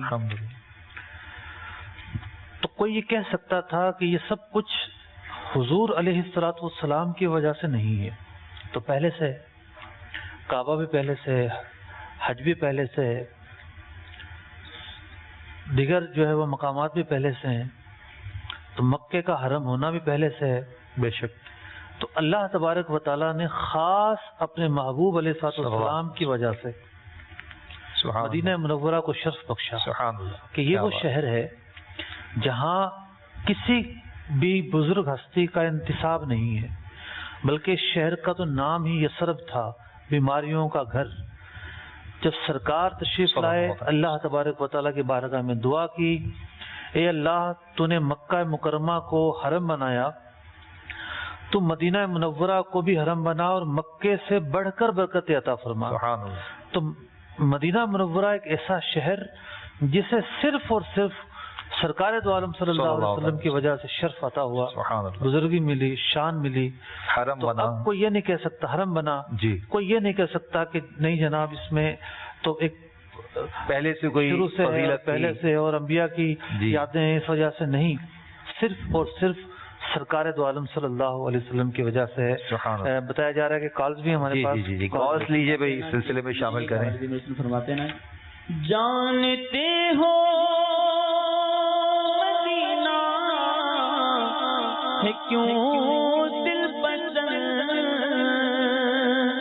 جانتے ہو مدینہ ہے کیوں دل پسند، میٹھے محبوب کا گھر مدینے میں ہے، سارے نبیوں کا سرور مدینے میں ہے۔ اور مکہ شریف میں بھی آپ 53 برس کی زندگی آپ نے 10 برس مدینہ منورہ میں رہے۔ جی، کیوں نہ ہو، سرکار دو عالم صلی اللہ علیہ وسلم اپنی قبر مبارکہ میں بالکل ایسی حیات کے ساتھ موجود ہیں جو ظاہری حیات ہی کی طرح ہے۔ صحیح، آپ علیہ الصلوۃ والسلام نے پردہ ضرور فرمایا ہے لیکن ایک آن کے لیے، اور اس کے بعد پھر آپ حیات ہیں، حیات جاویدانی ہے، تصرف فرماتے ہیں، جی، زائرین کو ملاحظہ فرماتے ہیں، ہر بولی سمجھتے ہیں، اور نہ صرف حاضرین کو اور زائرین کو ملاحظہ فرماتے ہیں، اللہ تبارک و تعالیٰ نے آپ کو یہ طاقت بخشی ہے، آپ جو چاہیں ملاحظہ فرما لیں۔ بے شک، بے شک۔ ایک مرتبہ بخاری شریف کی حدیث ہے کہ آپ علیہ الصلوۃ والسلام نے کچھ آواز سنی تو فرمایا کہ لوح محفوظ پر جو قلم چل رہا ہے یہ اس کی آواز ہے۔ اللہ اکبر۔ ایک مرتبہ نماز کے لیے کھڑے ہوئے، یہ بخاری شریف کی حدیث ہے، تو کچھ پیچھے ہٹ گئے۔ صحابہ نے پوچھا کیا ہوا؟ فرمایا پہلے جنت پیش کی گئی، میں آگے بڑھا، اس کا جو گچھا ہے وہ کھانا اس لینا چاہا، منع کر دیا گیا، پھر جہنم پیش کی گئی، میں کچھ پیچھے ہٹ گیا۔ تو جنت اور دوزخ بھی ملاحظہ فرماتے ہیں۔ تو آپ کی نگاہ بھی بے مثال ہے، آپ کی سماعت بھی بے مثال ہے، بے شک، آپ کی زندگی بھی بے مثال ہے، اور جو اب زندگی ہے وہ بھی بے مثال ہے۔ بے شک، بے شک۔ جی، کال کی طرف بڑھتے ہیں۔ میرا مفتی صاحب سے سوال یہ ہے کہ میں نے اور میری بچوں کی امی نے اپنا حج کر لیا ہے، اب ہم میرے امی اور میرے ابو کا حج کرنے کا ارادہ رکھتے ہیں، تو سوال یہ ہے کہ جو اب اس کا حج کا طریقہ جو ہم نے اپنا حج کیا ہے بالکل سیم ہم اب جو حج کریں گے اپنے امی اور ابو کا جو دونوں فوت ہو چکے ہیں، اس کا طریقہ کار یہی ہوگا یا اس میں کوئی تبدیلی یا کوئی چینجنگ ہوگی؟ جزاکم اللہ خیر۔ جی مفتی صاحب، امی ابو کی طرف سے حج کرنا چاہتے ہیں جن کا انتقال ہو چکا ہے، یہ نہیں بتایا انہوں نے کہ انہوں نے وصیت کی تھی یا نہیں کی تھی۔ اگر انہوں نے وصیت نہیں کی تھی تو نفلی حج ہوگا۔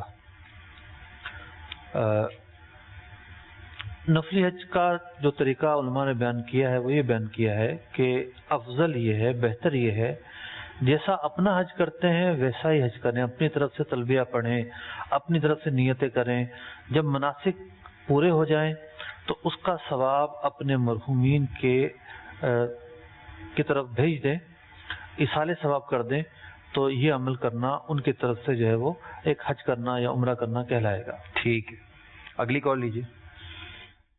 جو حج پہ جا رہے ہیں ان کی قربانی وہاں ہو رہی ہے تو کیا کراچی میں بھی کرنا لازمی ہے؟ جو حج پہ جا رہے ہیں ان کی تو حج کے شکرانے کی قربانی ہوگی، تو کیا کراچی میں بھی وہ اپنی بقر عید کی قربانی کریں گے؟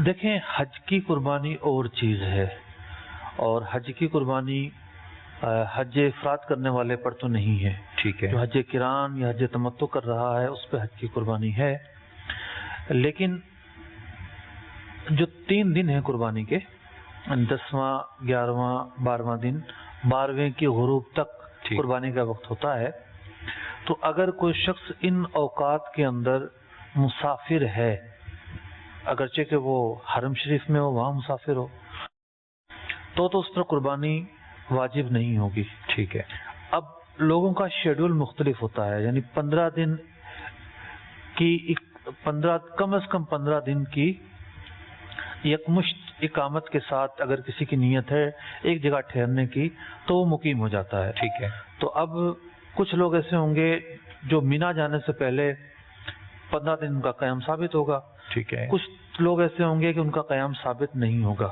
صحیح، تو کچھ لوگ مسافر ہوں گے، کچھ لوگ مقیم ہوں گے، تو ہر ایک کو پہلے تو یہ تعین کرنا ہے کہ وہ خاص طور پر جو حاجی لوگ ہیں کہ وہ ایام نہر میں مقیم ہیں یا مسافر ہیں۔ ٹھیک ہے، اگر یہ مقیم ہیں تو ان پر حج کے ساتھ ساتھ، جبکہ حج افراد نہ ہو، عید کی قربانی بھی واجب ہے۔ اب ان کی مرضی ہے کہ وہ قربانی وہاں دیں یا کراچی میں کروائیں، لیکن ایک چیز کا خیال رہے گا کہ اگر وہاں نہیں ہوتی جہاں یہ موجود ہیں، تو جہاں قربانی ہو رہی ہے وہاں اور جہاں یہ موجود ہیں دونوں جگہ پر عید کے دن ہونے چاہیے، ایام نہر ہونے چاہیے دونوں مقامات پر۔ جی ٹھیک ہے، ٹھیک ہے، لیکن ایک سوال یہاں پر اور بھی ہے کہ بعض لوگوں کو کوئی حج پہ بھیج دیتا ہے لیکن ان کی اتنی استطاعت ہی نہیں ہوتی، تو ان پر تو قربانی واجب نہیں ہوگی نا؟ جن کی وہ لوگ جیسے یعنی اگر وہ مقیم بھی ہیں، کسی نے حج پر بھیجا ہے، وہ مقیم ہو گئے وہاں جا کر،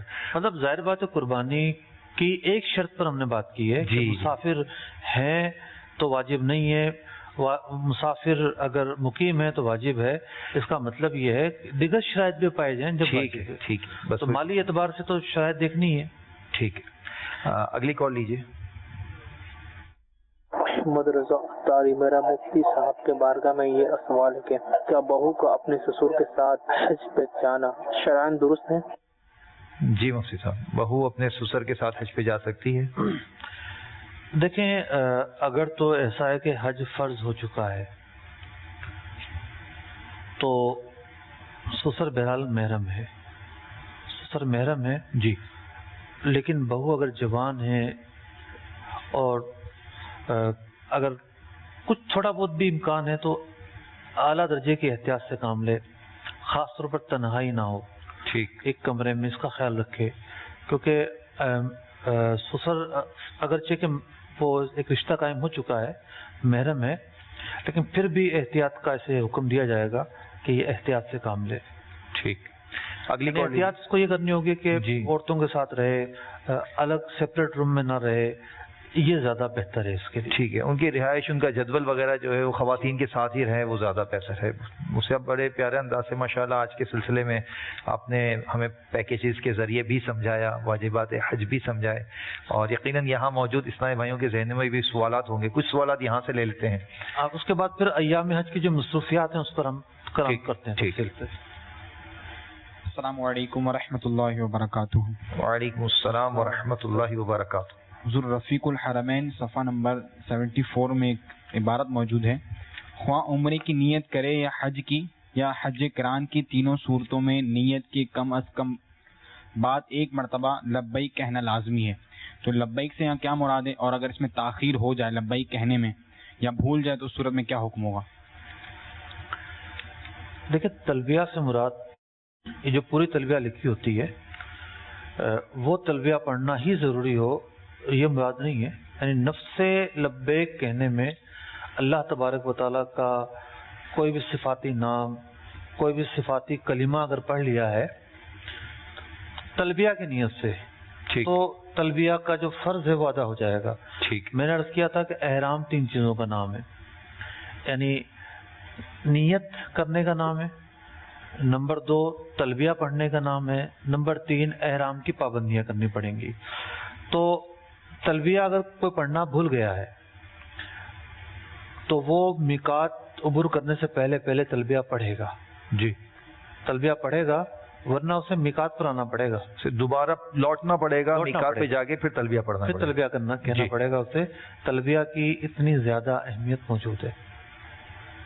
جی اچھا، دوسری صورت جو پیکج میں چلی تھی کہ کسی نے احرام نہیں باندھا اور مکہ مکرمہ کے لیے نکلا ہے، وہ میقات عبور کرتا ہوا ہل میں چلا گیا، ٹھیک ہے، اور وہاں جا کے احرام باندھ لیا. تو اب اس شخص کو بھی یہ حکم ہے کہ یہ واپس آئے. اب چونکہ یہ نیت تو کر چکا ہے، نیت تھوڑی دوبارہ کرے گا، دوبارہ نیت کرے گا تو ایک اور احرام اس پر لازم ہو جائے گا، لیکن یہ تلبیہ کا اعادہ کرے گا. اعادہ جو ہے یہ تلبیہ کا حکم یہ ہے کہ وہ جو تلبیہ اس نے کہا ہے وہ ایسے موقع پر کہا ہے جہاں اس کا جو عمل ہے وہ ناقص شمار کیا گیا ہے، لہٰذا یہ واپس آ کر تلبیہ کہے. امام اعظم رضی اللہ تعالیٰ عنہ کا یہی موقف ہے. ٹھیک ہے جی. اور سوالات؟ السلام علیکم ورحمۃ اللہ وبرکاتہ. وعلیکم السلام ورحمۃ اللہ وبرکاتہ. سب آپ کی بارگاہ میں سوال ہے کہ احرام باندھ لیا اس کے بعد خوشبو اور صابن والی خوشبو والی چیزیں استعمال نہیں کر سکتے. احرام جیسے وہاں پہنچ گئے، طواف وغیرہ کر کے احرام کھول لیا، اب اس کے جتنے ایام ہوئیں گے ان درمیان خوشبو والا صابن اور خوشبو والی چیزیں استعمال کر سکتے ہیں؟ جب احرام اتار دیا تو جو چیزیں عارضی طور پر حرام کی گئی تھیں وہ حلال ہو گئیں. وہ سب حلال ہو گئی. احرام اتارنے کا یہ مطلب ہے جی. تو جو چیزیں عارضی طور پر حرام کی گئی تھیں وہ حلال ہو گئیں. اب جو عام ایام ہیں اس میں یہ لباس بھی پہنے گا، خوشبو بھی لگائے گا، جو پابندیاں تھیں اس سے دور ہو گئیں. احرام باندھنے سے پہلے ابھی یہیں سے بال مشین پھروا لیں یا وہیں جا کے حلق کے سنیں نا البار کے بدلے نیکی ملے گی، تو زلفیں بڑی ہیں تو جانے سے یہیں سے مشین پھروا لیں یا وہیں جا کے؟ دیکھیں، بات یہ ہے کہ ہم عشق کے بندے ہیں، کیوں بات بڑھائی ہے، ٹھیک ہے. دونوں پہلو ہیں اس کے اندر. سرکار دو عالم صلی اللہ علیہ وسلم نے اپنا جو حلق ہے وہ حرم شریف میں فرمایا تھا. تو حجۃ الوداع کے موقع پر صحابہ اکرام علیہم رضوان جو ہیں وہ بڑھ کر جو مبارک وہ حاصل کیا کرتے تھے. تو وہاں بھی کیا جا سکتا ہے. کسی کے سامنے اگر یہ نقطہ اور یہ پہلو ہے کہ ہو سکتا ہے بے احتیاطی ہو جائے اور بال جھڑیں، صدقات آئیں، میں ان کا خیال نہ رکھ سکوں، تو وہ مشین پھروا لے اور پھر چلا جائے تاکہ وہاں جائے تو صرف حلق کروانا پڑ جائے. ٹھیک. تو دونوں پہلو اپنی اپنی جگہ پر برقرار ہیں. ورحمۃ اللہ وبرکاتہ. وعلیکم السلام ورحمۃ اللہ وبرکاتہ. جی، کچھ لوگوں کو مطلب سنا ہے ہم نے کہ وہ کہتے ہیں کہ رمی جو ہے، کچھ لوگ ایسا کرتے ہیں کہ وہاں اپنی کنکریاں چن کے دوسروں کو دیتے ہیں کہ ہمیں جانے کی جلدی ہے، ہماری طرف سے رمی کر دینا. کیا ایسا کیا جا سکتا ہے؟ تو حج کرنے کیوں آئے تھے؟ اتنی جلدی تھی تو حج کرنے نہ آتے بھائی. یہ وہ لوگ کرتے ہیں کہ اس میں ایک تعداد ہوتی ہے جو پہلی دفعہ آتی ہے اور ایک تعداد وہ ہوتی ہے کہ جو نفلی حج کر رہی ہوتی ہے اور بڑے شارٹ پیکج لے کر آئی ہوتی ہے یا وہاں کے رہنے والے ہوتے ہیں، نوکریوں میں پہنچنا ہوتا ہے، ایسے لوگ بھی ہوتے ہیں. تو رمی جو ہے وہ حج کے واجبات میں سے ہے. ٹھیک. تو رمی کو قصداً ترک کرنا وہ بھی حرم میں تو ایسا گناہ ہے جس سے دم لازم آتا ہے. دم لازم ہوتا ہے. پھر بلا عذر کسی کو وکیل بنانا، انہوں نے یہی کہا عذر چھوڑیں گے تو گناہ بھی ہوگا. ٹھیک. عذر ایک ہی ہے، مطلب رمی کے اندر اپنا نائب بنانے کی گنجائش موجود ہے. اگر آپ نائب بنائیں گے تو اس کی ایک ہی صورت ہے جی کہ کوئی شخص فزیکلی اپاہج ہو، بیمار ہو ایسا ہو کہ جو رمی کی جو جگہ ہے وہاں تک نہ جا سکتا ہو، خود بھی نہ جا سکتا ہو، نہ ویل چیئر پہ جا سکتا ہو. یہاں تک لکھا ہے کہ وہ اگر اس طرح ہے کہ اس کا کوئی ہاتھ پکڑے اور وہ پھینکے تو یہ صورت اختیار کرنی پڑے گی. اگر یہ کیفیت بھی نہیں کر سکتا تو پھر اس کی جگہ کوئی نائب بنے گا. نائب پہلے اپنی کنکریاں مارے گا، اس کے بعد جو ہے وہ نائب اس شخص کی طرف سے مارے گا جس کا وہ وکیل بنایا گیا ہے. تو یہ نہیں ہے کہ جناب جس کو بھی جلدی ہے چلا جائے اور جا کر کنکریاں مطلب رمی کرنا چھوڑ دے. کچھ کالز لے لیں ہماری کالز. جان بوجھ کر رمی ترک کرنا حرام ہے اور بہرحال دم تو آئے گا. چلائیے کالز. ہاں جی، محمد ریاض میرا نام ہے، میں جلال پور جٹا ضلع گجرات سے ہوں. میرا سوال یہ ہے کہ چھوٹے بچے جو ہیں جو کہ 7 سال سے کم ہیں ان پر قربانی واجب ہے یا نہیں؟ چھوٹے بچوں پر قربانی واجب ہے یا نہیں؟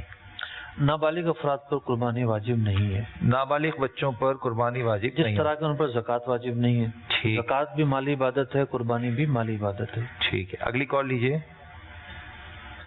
میں طرف سے آفتاب احمد بات کر رہا ہوں. میں نے یہ پوچھنا تھا کہ اگر کسی کے گزشتہ سال جو حج کیا اس میں آپ کا پروگرام دیکھ کے تو پتہ چلا ہو کہ یہ میں نے نہیں کیا اور جن پہ دم واجب ہو وہ کام کو اگر رہ گئے ہو، فرض کو رہ گیا ہو، واجب کو رہ گیا ہو تو اس پہ دم بھی ضروری ہو تو ایک سے زیادہ ہو تو کیا وہ دم ادا کیے جا سکتے ہیں یا نہیں کیے جا سکتے؟ اور کیا سب کے لیے الگ الگ طور پہ دم ہوگا یا صرف ایک سے ہی کفایہ ہو جائے گا؟ یہ ذرا رہنمائی کریں. جی مفتی صاحب. فرض رہ گیا ہو تو ایک اور صورت بنے گی. ٹھیک ہے جی، اگر فرض کوئی رہ گیا ہے تو فرض رہ گیا ہے تو اس کی تو صورت ہی اور ہے. جیسے وقوف عرفہ ہی نہیں کیا، عرفات میں داخلہ ہی نہیں ہوا، ٹھیک ہے، تو حج ادا نہیں ہوا. ٹھیک، پھر ایک اور سوال قائم ہوگا اس احرام کا کیا ہوا، کیسے ہوا، قضا ہے کیا ہے. دوسرا یہ کہ طواف زیارہ نہ کیا ہو، بہت ہی حساس مسئلہ ہے، اس کے بغیر بھی کوئی چارہ نہیں ہے. تو اگر تو کوئی فرض کی بات ہے تو آپ رفیق الحرمین کا مطالعہ کریں، اس میں دیکھیں کہ کیا کیا چیزیں فرض ہیں. فرض رہ گیا تو پھر تو کچھ آپ کو بہت حساس اور زیادہ ہونا پڑے گا اور پھر علماء سے یا فون کر کے آپ دوبارہ پوچھیے گا کہ میرا یہ فرض رہ گیا. اگر کوئی واجب رہ گیا ہے یا آپ سمجھتے ہیں کہ آپ پر کئی دم آ رہے ہیں تو دم جو ہے فوری طور پر دینا واجب نہیں ہے. اگر دم دینے میں تاخیر کی جائے، جیسا کہ حاجی جب جاتے ہیں تو بڑے ہی لمیٹیشنز ہوتی ہیں کافی، ایک لمیٹڈ پیسے ساتھ لے کر جاتے ہیں تو بعض اوقات غلطیاں ایسی ہو جاتی ہیں کہ ان میں توقع ہی نہیں ہوتی. صحیح، یہ اب مسائل کا ہی نہیں پتہ ہوتا. ٹھیک، پھر کوئی بتاتا ہے کہ جی آپ سے تو یہ غلطیاں ہو گئی، آپ پر تو 4 قربانیاں بنتی ہیں، 2 بنتی ہیں، 1 بنتی ہیں. اگر کوئی اس طرح کہتا ہے نا تو اس کا دم نکل جاتا ہے مفتی صاحب. یعنی وہ بڑا پریشان ہوتا ہے کہ نہیں جی اللہ قبول کرنے والا ہے. اس طرح بھی لوگ کہہ دیتے ہیں. جب ان کو سمجھایا جائے نا حضور آپ نے یہ جو کیا ہے نا اس پر دم ہے تو ان کا دم نکل جاتا ہے مفتی صاحب. ان کو بھی سمجھا دیے تھوڑا سا. اصل میں حج جو ہے وہ آزمائش کا نام ہے. صحیح، چونکہ اس کے اندر مالی عنصر غالب ہے تو اس لیے مال کی بڑی آزمائش ہے. اس لیے جو کفارے ہیں ان کے اندر مالی کفارے ڈالے گئے ہیں کہ انسان مال خرچ کرے اور مزید جو ہے اس کی آزمائش کی جانچ کی جائے. ٹھیک ہے، حج کرنے آئے تھے، حج کر لیا، سب کے ساتھ سب معاملات کر لیے. اب جو اگلے معاملات ہیں وہ تو پردے کے معاملات ہیں نا. پہلے تو جلوت کے معاملات تھے، اس میں تو آپ بڑے ہی جوش و جذبے کے ساتھ شامل ہوئے. اب آپ کی خلوت کے معاملات ہیں کہ پتہ چلے کہ آپ یہ کام کرتے یا نہیں کرتے. اب آپ کے دل کا امتحان ہونا ہے، آپ کی نیتوں کا امتحان ہونا ہے، آپ کے اخلاص کا امتحان ہونا ہے. تو انہیں تو اور بھی زیادہ اچھے طریقے سے کرنا ہے تاکہ آپ اس امتحان میں کامیاب ہو سکیں. تو خیر دم دینا فوری ضروری نہیں ہے، دم بعد میں بھی دیا جا سکتا ہے. لیکن دم اگر قربانی کی صورت میں ہے تو اس کے اندر یہ ضرور ہے کہ وہ حرم کی سرزمین ہی پر ہوگا. ٹھیک، یعنی بھیجنا وہیں ہوگا، وہیں بھیجنا ہوگا. مطلب وہاں پیسے بھیجنے ہوں گے. جی وہاں پیسے بھیجنے ہوں گے، کسی کو اپنا نمائندہ بنانا ہوگا. وہ حرم کی سرزمین پر یعنی حرم مکہ پر کی سرزمین پر آپ کی طرف سے قربانی کر دے جانور کی، دم کی قربانی ہوگی. ٹھیک. دوسری صورت یہ ہے کہ دم کے اندر بھی تفصیل ہے. بعض موقع پر لفظ تو بولا جاتا ہے کہ جی دم ہے، لیکن اگر وہاں غیر اختیاری معاملات ہیں تو پھر بعض مواقع پر قربانی کرنا ہی ضروری نہیں ہوتا، ٹھیک، بلکہ اس کے بدلے روزے وغیرہ کی بھی گنجائش ہوتی ہے. ٹھیک. تو اب یہ بات بھی ایک تفصیل طلب ہے کہ کون سی خطا کس موقع پر اور کس پس منظر میں کی گئی، تو اسی کے مطابق جو ہے پھر اس کی وہ کرنا ضروری ہے کہ دم میں اب کیا کرے گا اور کیا نہیں کرے گا. ٹھیک ٹھیک ٹھیک. اور تیسری بات یہ ہے کہ بعض چیزوں پر صدقہ آتا ہے، تو صدقے کے لیے تو حرم بھی ضروری نہیں ہے، صدقہ کہیں بھی اپنے وطن میں یا کہیں بھی ادا کیا جا سکتا ہے. ٹھیک ہے، اگلی کال لیجیے. سے بات کر رہا ہوں پیسے. میرا مفتی صاحب سے یہ سوال ہے کہ ہم لوگ کے پاس اقامہ نہیں ہے، ادھر کفیل سے اقامہ چھوڑا ہوا ہے، تو ابھی ہم لوگ کارڈ نہیں بنا سکتے حج کا، یعنی ہم بیچ والا راستہ سے جبل سے حج میں جائیں گے، کیا ہم لوگ کا حج پہ جانا کیسے ہے؟ ان کے پاس اقامے کے کچھ مسائل ہیں اور حج پہ جانا چاہتے ہیں. دیکھیں، حج فرض ہونے کی شرائط ہے، اور پھر حج اگر فرض بھی ہو گیا ہے تو حج واجب کب ہوتا ہے اس کی بھی شرائط ہیں. ٹھیک. جیسے کہ فقہاء نے بیان کیا کہ حج اس پہ فرض ہو گیا ہے، لیکن جس راستے سے جانا ہے وہ وہاں امن نہیں ہے. صحیح. وہاں امن نہیں ہے، لوٹ مار ہے، جان کا اندیشہ ہے، مال کا اندیشہ ہے، تو اب جانا اس پر واجب نہیں ہوگا. اس وقت اس پر جانا واجب نہیں، اس وقت جانا واجب نہیں ٹھیک ہوگا. ہے. جب امن ہو یا کوئی اور راستہ ایسا مل جائے تو جانا اس پر واجب ہوگا. ٹھیک ہے. اب مثال کے طور پر ایک قافلہ چھوٹ گیا. صحیح. پہلے کے زمانوں میں اگر ہم جائیں، اب تو یہ کہ جب مرضی فلائٹ مل جاتی ہے. صحیح. پہلے تو یہ تو قافلے کے ساتھ ہوتا تھا، اس میں گائیڈ بھی ہوتے تھے، راستہ بتانے والے بھی ہوتے تھے. مفتی احمد یار خان نعیمی رحمۃ اللہ تعالی علیہ کا سفر نامہ مجھے یاد آ رہا ہے، یہ بات پوری کر لوں پھر میں عرض کرتا ہوں. تو اب اصل مسئلہ یہ ہے کہ جب قانونی طور پر وہاں بغیر تصریح دیے، بغیر کارڈ بنائے جانے کی اجازت نہیں ہے، پکڑ دکڑ ہے، جرمانے کی صورت ہے، ذلت کی صورت ہے، جیل کی صورت ہے، بڑے سخت قسم کی سزائیں اناؤنس ہوتی ہیں. تو اگر کسی پر فرض بھی ہو گیا ہو تو اس سے یہ نہیں کہا جائے گا کہ ساری جو ہے قانونی پابندیاں توڑ کر فرض ادا کرو. فرض ادا کرنے کی صورتیں ہوں گی، وہ صورتیں اختیار کی جائیں، اور نہیں ملتی تو انتظار کیا جائے گا. ٹھیک. تو اب معاملہ یہ ہے کہ بہت سارے لوگ تو نفلی حج کرنے کے لیے وہ صورتیں اپناتے ہیں جن میں قانون کو توڑا جاتا ہے، جن میں ذلت کا اندیشہ ہوتا ہے، جن میں رسوائی کا اندیشہ ہوتا ہے. حالانکہ وہ لوگ اتنی استطاعت رکھتے ہیں کہ وہ پیکیج لے کر جا سکتے ہیں، لیکن سستے کے چکر میں یا جلدی کے چکر میں قانون شکنی کرتے ہوئے ایسا راستہ اختیار کرتے ہیں جس کی شرع بھی اجازت نہیں دیتی. ٹھیک ہے. مفتی احمد خان نعیمی علیہ الرحمہ کا سفر نامہ میں عرض کر رہا تھا، جو ان کا ایک ہی کتاب ہے ان کی سفر نامے پر، یعنی وہ بڑا لمبا چوڑا سفر کیا انہوں نے بسوں کے ذریعے. ایران کے راستے وہ گئے، عراق شریف گئے پہلے، پھر واپسی میں بھی عراق شریف گئے، اور پھر کویت سے ہوتے ہوئے ایک ویرانے اور صحرا میں سفر کیا. یعنی کئی گاڑیاں تو بالکل سرے سے ناکارہ ہی ہو گئی، اچھا، چلنے کے لائق ہی نہیں رہی، ان کو چھوڑا. نئی گاڑیوں کا انتظام ہوا، انتظار کیا گیا گاڑیاں کب آئیں، کیسے آئیں، دوسری گاڑی، تیسری گاڑی، یوں کر کے سفر جاری ہے. لکھتے ہیں کہ ہمیں اس بات کا قوی اندیشہ ہو گیا کہ ہمارا حج فوت ہو جائے گا، ہم پہنچ ہی نہیں پائیں گے مکہ مکرمہ. ایسے حالات، کبھی پانی ختم ہو جائے تو کبھی ہیضہ پھیل جائے تو کبھی بیمار ہو جائیں لوگ. مطلب پڑھنے سے لائق رکھتا ہے یہ سفر نامہ کہ لوگوں نے پہلے کیسے سفر کیا. 1950 کی بات ہے، یہ 50-51 کی بات ہے کہ اس میں کن حالات میں حج ہوا کرتا تھا اور کتنی مشکلات سے ہوتا تھا. آج حج تو بہت آسان ہو گیا ہے، لیکن ایسا لگتا ہے کہ ذوق میں کمی آ گئی ہے، تو ذوق کو بھی برقرار رکھنا ضروری ہے. ٹھیک. میرا نام علیم اور ٹنڈو آدم سے بات کر رہا ہوں. سوال یہ ہے کہ اگر عمرے کے اوپر جاتا ہے کوئی شخص اور عمرے کے اندر جا کے اور عمرے کے دنوں میں، تو اس کے بعد وہ جمرات پہ جاتا ہے اور جمرات پہ جا کے مطلب حج کا موقع نہیں ہے عمرے کا، اور وہاں جا کے جمرات پہ بے مقصد کنکریاں مارتا ہے، تو کیا یہ کوئی گناہ کے زمرے میں تو نہیں ہے؟ عمرے پہ گیا ہے اور جمرات پہ رمی کرنے چلا گیا ہے. کنکریاں مارنے چلا گیا مطلب. اصل میں نے سنا ہوگا کہ شیطان مارتا ہے, اس کو مارے بغیر نہیں ہونا ہے. تو بات یہ ہے کہ یہ اس طرح کے جو معاملات ہیں, اصل چیز ہے شریعت کی تعلیمات. ٹھیک, شریعت نے سفید کہا تو ہم نے کہا سفید, شریعت نے ہمیں کہا سیاہ کہنا ہے تو ہم نے کہا سیاہ. ٹھیک ہے. تو جس موقع پر شریعت نے کہا کہ یوں کرنا ہے تو ہم نے کیا, جس موقع پر نہیں کہا اس موقع پر کرنا, یہ عمل ایک بدعت کہلائے گا. ٹھیک, اور یہ کوئی عام بدعت نہیں ہے, بہت سخت قسم کی بدعت ہے. یعنی وہ شخص ایک ایسے کام کو رواج دینے جا رہا ہے جس کی اصل شریعت میں کہیں بھی نہیں ہے. ٹھیک, اور یعنی عمرے پر جانے والا اس پر جو ہے وہ نہ تو طواف قدوم ہے, نہ اس پر جمرات ہیں, پھر تو اس کو خیمے میں بھی رہنا چاہیے, پھر تو اس کو مزدلفہ میں بھی جا کے جو ہے نا وہ رات کا وہ کرنا چاہیے. ایسا کچھ نہیں ہے.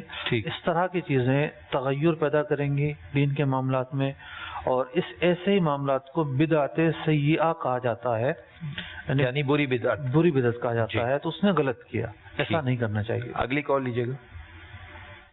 میں اسلام برکاتی بات کر رہا ہوں حیدرآباد سے. میرا سوال یہ ہے کہ 10 ذی الحجہ کو جو ترتیب ہے, مطلب رمی کرنا اور رمی اور قربانی اور حلق کرنا یہ واجب ہے. تو جو طواف زیارت ہے وہ ترتیب میں آتا ہے یا اگر جیسے مزدلفہ سے چلتے ہیں اور مکہ شریف پہنچ گئے تو حلق سے پہلے طواف زیارت کر سکتے ہیں یا نہیں کر سکتے؟ براہ مہربانی اس کا جواب دے دیجیے. ٹھیک, باہر شریعت کی ایک عبارت سے ضرور ایسا لگتا ہے کہ اس میں بھی ترتیب واجب ہے, لیکن ایسا نہیں ہے. آگے جا کے باہر شریعت میں بھی اس کی وضاحت موجود ہے, اور عربی کتابوں میں بڑی تفصیل کے ساتھ یہ مسئلہ لکھا ہوا ہے کہ طواف زیارت افضل یہ ہے کہ احرام سے فارغ ہو کر کیا جائے. ٹھیک ہے. اب احرام سے اسی وقت فارغ ہوگا جب پہلے دن کی رمی کر لی ہوگی, قربانی ہو جائے گی, قربانی کر لی ہوگی, حلق کر لیا ہوگا. تو مسنون طریقہ یہی ہے, افضل یہی ہے. صحیح. لیکن اگر کوئی شخص پہلے دن کی رمی سے پہلے طواف زیارت کرتا ہے, یا قربانی سے پہلے طواف زیارت کرتا ہے, یا حلق سے پہلے کرتا ہے, تو ترک واجب نہیں ہوگا. ٹھیک ہے. ان تینوں چیزوں کے درمیان اور طواف زیارت کے درمیان ترتیب واجب نہیں ہے. ٹھیک. البتہ مسنون طریقہ جو تھا وہ میں نے عرض کر دیا. اگلی کال لیجیے گا. سر میرا سوال ہے مفتی صاحب سے کہ میں عمرے کے لیے گیا تھا رمضان میں ادھر سے مسکت سے, تو بچے تھے میرے ساتھ. صبح میں گیا تو میں نے سوچا کہ صبح سے ہم گرمی ہوئے گا, پہلے ہوٹل میں جاؤں گا, بعد میں آفٹر نون عمرہ کے لیے جاؤں گا. تو میں نے حرام نہیں باندھا, ادھر مکہ میں ریسٹ کیا, بعد میں آفٹر نون جا کے مسجد میں حرام باندھا, پھر عمرہ کیا. اس میں میرا ایک دوست بولا آپ کے اوپر دم واجب ہو گیا, اس کے لیے تھوڑا رہنمائی کیجیے. جی مفتی صاحب. دیکھیں آپ نے کتنا لمبا سفر اختیار کیا, اور مسکت سے جانے والے تو بہت سارے لوگ بسوں کے ذریعے جاتے ہیں. ممکن آپ بسوں کے ذریعے گئے ہوں اور 2 دن میں آپ پہنچے ہوں. اگر آپ یہ سوچ لیتے کہ عمرے پر جانے والے کو کیا کرنا چاہیے, کس طرح کرنا چاہیے, کسی عالم سے رہنمائی لے لیتے, کوئی کتاب پڑھ لیتے, تو آپ نے جو غلطی کی وہ غلطی نہ کرنا پڑتی. تو عمرے کے جو زائرین ہیں ان کے لیے بھی مکتبۃ المدینہ پر ایک کتاب دستیاب ہوتی ہے. دعوت اسلامی کی ویب سائٹ کو ضرور چیک کر لیا کریں. اس پر سینکڑوں کتابیں موجود ہیں اور مختلف زبانوں میں موجود ہیں. تو وہاں بھی شیخ طریقت امیر سنت کی مرتب کردہ کتاب موجود ہے, رفیق المعتمرین, عمرے پر جانے والوں کے کو پڑھنے کے لیے ہے. عمرے کے مسائل لکھے ہوئے ہیں. حج پر جو جانے والے ہیں رفیق الحرمین کا مطالعہ کریں. یہ بھی دعوت اسلامی کی ویب سائٹ پر موجود ہے. ٹھیک. تو ظاہر بات ہے آپ جب گئے تو لا محالہ میقات آپ نے عبور کیا, اور شاید مدینہ منورہ کا میقات آیا ہو یا رابق کا میقات آیا ہو. ان کا کہاں سے نکلتے ہیں اندازہ نہیں مجھے. بہرحال آپ براہ راست مکہ مکرمہ کی نیت سے میقات عبور کر کے مکہ مکرمہ پہنچے. آپ کا یوں میقات سے داخل ہونا ہی جائز نہیں تھا. ٹھیک. بغیر احرام کے, احرام پہن کر پھر آپ کو میقات کے اندر داخل ہونا تھا, اور پھر پورا میقات عبور کرتے ہوئے آپ نے مکہ مکرمہ پہنچنا تھا. اگر آپ مدینہ منورہ سے گئے ہیں تو مدینہ منورہ سے میقات شروع ہو جاتی ہے ایک تو, لیکن ایک آگے بھی میقات آتی ہے اگر آپ اس کے راستے سے جا رہے ہیں تو. تو آپ کو یہ چاہیے تھا کہ آپ واپس آتے اور جو بھی قریبی میقات پڑتی اس سے آ کے احرام باندھتے اور پھر آپ عمرہ ادا کرتے مقام کرما کر. آپ نے چونکہ یہ نہیں کیا تو بلا شبہ آپ پر دم واجب ہوا, توبہ بھی واجب ہوئی. تو آج ہم نے جو پہلا ہی واجب چلایا تھا اس کا وہ یہ تھا کہ میقات سے بغیر احرام کے نہیں گزرنا. تو جو بھی میقات سے گزر کر مکہ مکرمہ آتا ہے لازمی طور پر یا تو اس کو حج کا احرام پہنا ہونا چاہیے یا پھر اس کو عمرے کا احرام پہنا ہونا چاہیے. یہ دونوں چیزوں میں سے ایک چیز کا پایا جانا ضروری ہے. تو اب دم دیں گے آپ اور توبہ بھی کریں گے. صحیح. اگلی کال بھی لے لیجیے. میں شاہد علی اتھاری بول رہا ہوں. مفتی صاحب کی بارگاہ میں عرض یہ ہے کہ کیا سرکار علیہ السلام سے پہلے جو امتیں تھیں اس میں بھی حج فرض تھا؟ اگر فرض تھا تو وہ کہاں پر حج کیا کرتے تھے؟ جزاک اللہ خیرہ. جی اس کا سوال اس جواب کو بھی انشاءاللہ دیکھتے ہیں. اگلی کال بھی لے لیجیے تاکہ. میں عمران کراچی سے, اور میرا سوال یہ ہے کہ اگر مال نصاب کو پہنچ جائے, کسی بندے کا بہت زیادہ مال ہو, لاکھوں روپے ہو, وہ ایک حصہ ملا دے گا قربانی میں, تو کیا اس کا واجب ادا ہو جائے گا؟ پہلا سوال یہ تھا کیا پچھلی امتوں میں بھی حج فرض تھا تو وہ کس انداز پر تھا اور کیا اس کا طریقہ کار تھا؟ دیکھیں پچھلی امتوں میں بھی حج کیا جاتا تھا اور ہوتا بھی یہی تھا مکہ شریف میں. ہر امت پر نہیں تھا. ہر امت پہ نہیں تھا. ٹھیک ہے. جیسے یہود و نصارہ پر نہیں تھا. ٹھیک ہے. نہیں تھا ان پر. اچھا. البتہ انبیاء پچھلے انبیاء کرام علیہ السلام حج کرنے آتے رہے ہیں اور سینکڑوں انبیاء علیہ السلام تشریف لاتے رہے ہیں. شیخ عبدالحق محدث دہلوی رحمۃ اللہ تعالی علیہ نے لکھا ہے کہ بئر طوا کے جو راستہ تھا اس راستے سے حضرات انبیاء کرام علیہ السلام تشریف لایا کرتے تھے. تو یہ مدینہ منورہ کے قریب ہی ہے, 150 کلومیٹر دور ہے. اس راستے سے ہوتے ہوئے پھر یہ حضرات قدسیہ مکہ مکرمہ آیا کرتے تھے. ٹھیک. اور خود زمانہ جاہلیت میں بھی حج ہوتا تھا. تو حج جو ہے یعنی ملت جو ابراہیمی ہے وہ حج کیا کرتی تھی. ٹھیک. ملت ابراہیمی حج کیا کرتی تھی اور اسی بنیاد پر جو اہل قریش تھے وہ اپنے آپ کو حضرت ابراہیم علیہ نبینا علیہ الصلوۃ والسلام کا پیروکار سمجھتے تھے. تو وہ لوگ بھی حج کیا کرتے تھے لیکن ان کا حج کرنا تھا الٹ تھا. ٹھیک. وہ دن میں مزدلفہ آتے تھے اور رات میں جو ہے وہ عرفات جایا کرتے تھے. تو الٹ کیا کرتے تھے. ٹھیک. لیکن سرکار دو عالم صلی اللہ علیہ وسلم نے جو حج فرمایا تو آپ نے دن کو عرفات کا وقوف فرمایا اور رات کو جو ہے آپ نے مزدلفہ کا وقوف فرمایا. رات کو مزدلفہ میں گزاری اور مزدلفہ کا وقوف فجر کے وقت فرمایا. جی. یعنی رات مزدلفہ میں گزاری اور فجر کے وقت میں آپ نے وقوف فرمایا. جی. تفصیل موجود ہے اس کی. جی. تو حج کا ایک تاریخی پس منظر تو موجود ہے. ٹھیک. کہ ایک شخص لاکھوں روپے کا مالک ہے, کیا وہ صرف ایک حصہ ملا لے بہتر ہے اس کے لیے؟ اس کی قربانی کا واجب ادا ہو جائے گا. دیکھیں قربانیاں جو ہیں وہ بروز قیامت سواریاں ہوں گی. یعنی یہ جو نیکی ہے آخرت میں بڑے اچھے طریقے سے کام آئے گی انشاءاللہ. تو اس نیکی کے اندر چونکہ یہ مالی نیکی ہے, جتنا زیادہ مال اچھے طریقے سے لگایا جائے گا اتنے ہی نفع کی امید ہے انشاءاللہ. لیکن بہت سارے پہلو ہیں اس کے. ایک تو یہ کہ وہ مال کیوں لگا رہا ہے. صحیح. تو یہ تو کتابوں میں لکھا ہوا ہے کہ چھوٹا جانور کرنا یا حصہ کرنا اس میں افضل کیا ہے.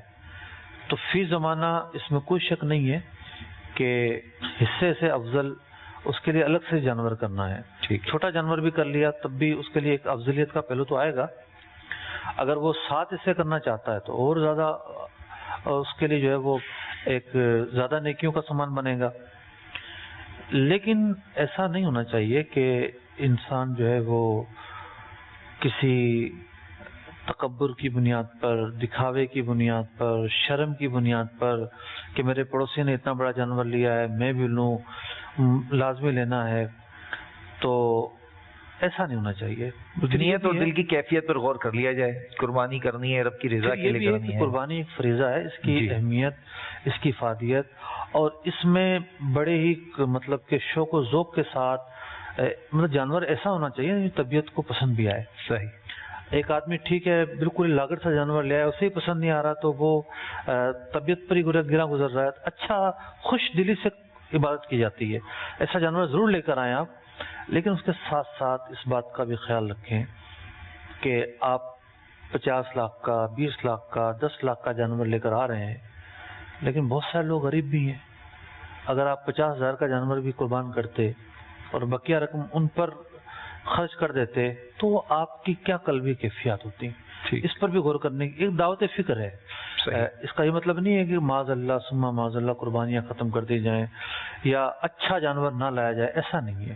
لیکن ایک دل کا امتحان ضرور ہے کہ انسان کو سوچنا چاہیے کہ میں اور لوگوں کا خیال بھی رکھتا ہوں یا نہیں, کیونکہ یہاں بھی جو جتنا یہ آگے بڑھے گا نفلی معاملہ ہوگا, اور نفلی معاملات کے اندر جو افضل ہے وہ یہی ہے کہ جہاں زیادہ ضرورت ہے وہاں زیادہ نفلی طور پر صدقات جو ہیں وہ لگائے جائیں. ٹھیک. ایک اور مجھے بتایا جا رہا ہے, مجھے صاحب اور لے لیتے ہیں. جی چلائیے. میرا نام محمد شاہد ہے. میرا سوال یہ ہے کہ میں نے پچھلے سال حج کیا تھا تو میں نے اپنی قربانی جو ہے بینک میں جمع کرائی تھی, تو وہاں پہ لاکھوں قربانیاں جو ہیں وہ بینک میں جمع ہوتی ہیں. تو ابھی میں واپس آیا, ان کے بعد مجھے پتہ چلا کہ وہ قربانی نہیں ہوتی ہے. اس کے بارے میں مجھے کچھ بتائیں. جی مفتی صاحب, اصل میں نہیں ہوتی والی بات بھی اپنی جگہ اہمیت رکھتی ہے, لیکن اتنا ضرور ہے, اس میں تو کوئی شک نہیں ہے کہ وہاں جو قربانی کا عمل ہے جو آپ دیکھ نہیں رہے, آپ کو پتہ نہیں ہے کیسا جانور ہے, کیا ہے اور کس وقت ہو رہا ہے. حنفی مذہب میں ترتیب واجب ہے. ٹھیک. جو مذہب حنفی کا مفتہ بھی قول ہے وہ یہ ہے کہ ترتیب واجب ہے. اگر آپ کا جانور کامل تھا, شرائط پر پورا اترتا تھا تو قربانی تو ہو گئی, لیکن اگر وہ قربانی ہوئی ہے آپ کے حلق کرنے کے بعد تو زیادہ جو کلام ہے وہ وقت پر ہے. یعنی اس کی ترتیب اور وقت دونوں چیزیں وقت پر ہے کہ آپ کو جو ٹائم دیا ہے اس وقت وہ قربانی کیسے ہو جائے گی. لاکھوں لاکھ لوگ ہیں, ہزاروں آدمیوں کو 10 بجے کا ٹائم دیا ہوتا ہے. صحیح. تو کیسے ممکن ہے کہ 10 بجے قربانی ہو جائے اور آپ نے حلق کر دیا اور فی الواقع پتہ چلے کہ وہ بعد میں ہو رہی ہے. تو جو ترتیب تھا کہ پہلے دن کی رمی کی جاتی, پھر قربانی ہوتی, پھر آپ حلق کرتے, تو اب یہ احتمال قوی پایا جا رہا ہے کہ ہو سکتا ہے قربانی جب وہ بعد میں ہوئی ہو, آپ نے حلق پہلے کر دیا ہو. تو اس لیے محتاط طریقہ یہی ہے کہ دم ایک دے دینا چاہیے, ایک احتیاطی دم دے دیں. یہ ٹھیک ہے. مدنی چینل کے ناظرین, ہمارا سلسلہ اور مفتی صاحب کی گفتگو, آپ کے سوالات, دل تو یہی چاہتا ہے کہ یہ چلتا رہے اور ہم سنتے رہیں. میں نے نہیں کیا, ابھی ایام حج کی جو مصروفیات تھی, جی ایام حج کی مصروفیات بھی رہ گئی ہیں ہماری, وہ بھی بیان کرنی تھی. مفتی صاحب سلسلے کا وقت بھی ہمارا, اور چونکہ بڑی تیزی کے ساتھ وقت گزر جاتا ہے اور بعض اوقات تو ایسا ہوتا ہے کہ ابھی کچھ اور کلام کر لیا جائے, لیکن چونکہ مدنی چینل ہے اور دنیا بھر میں دیکھا جاتا ہے, اس کے اپنے ایک اوقات ہوتے ہیں. الحمدللہ. صلو علی الحبیب صلی اللہ تعالی علی محمد صلی اللہ علیہ وسلم. لبیک اللہم لبیک لبیک لا شریک لک لبیک لبیک اللہم لبیک لبیک لا شریک لک لبیک ان الحمد والنعمت لك والملك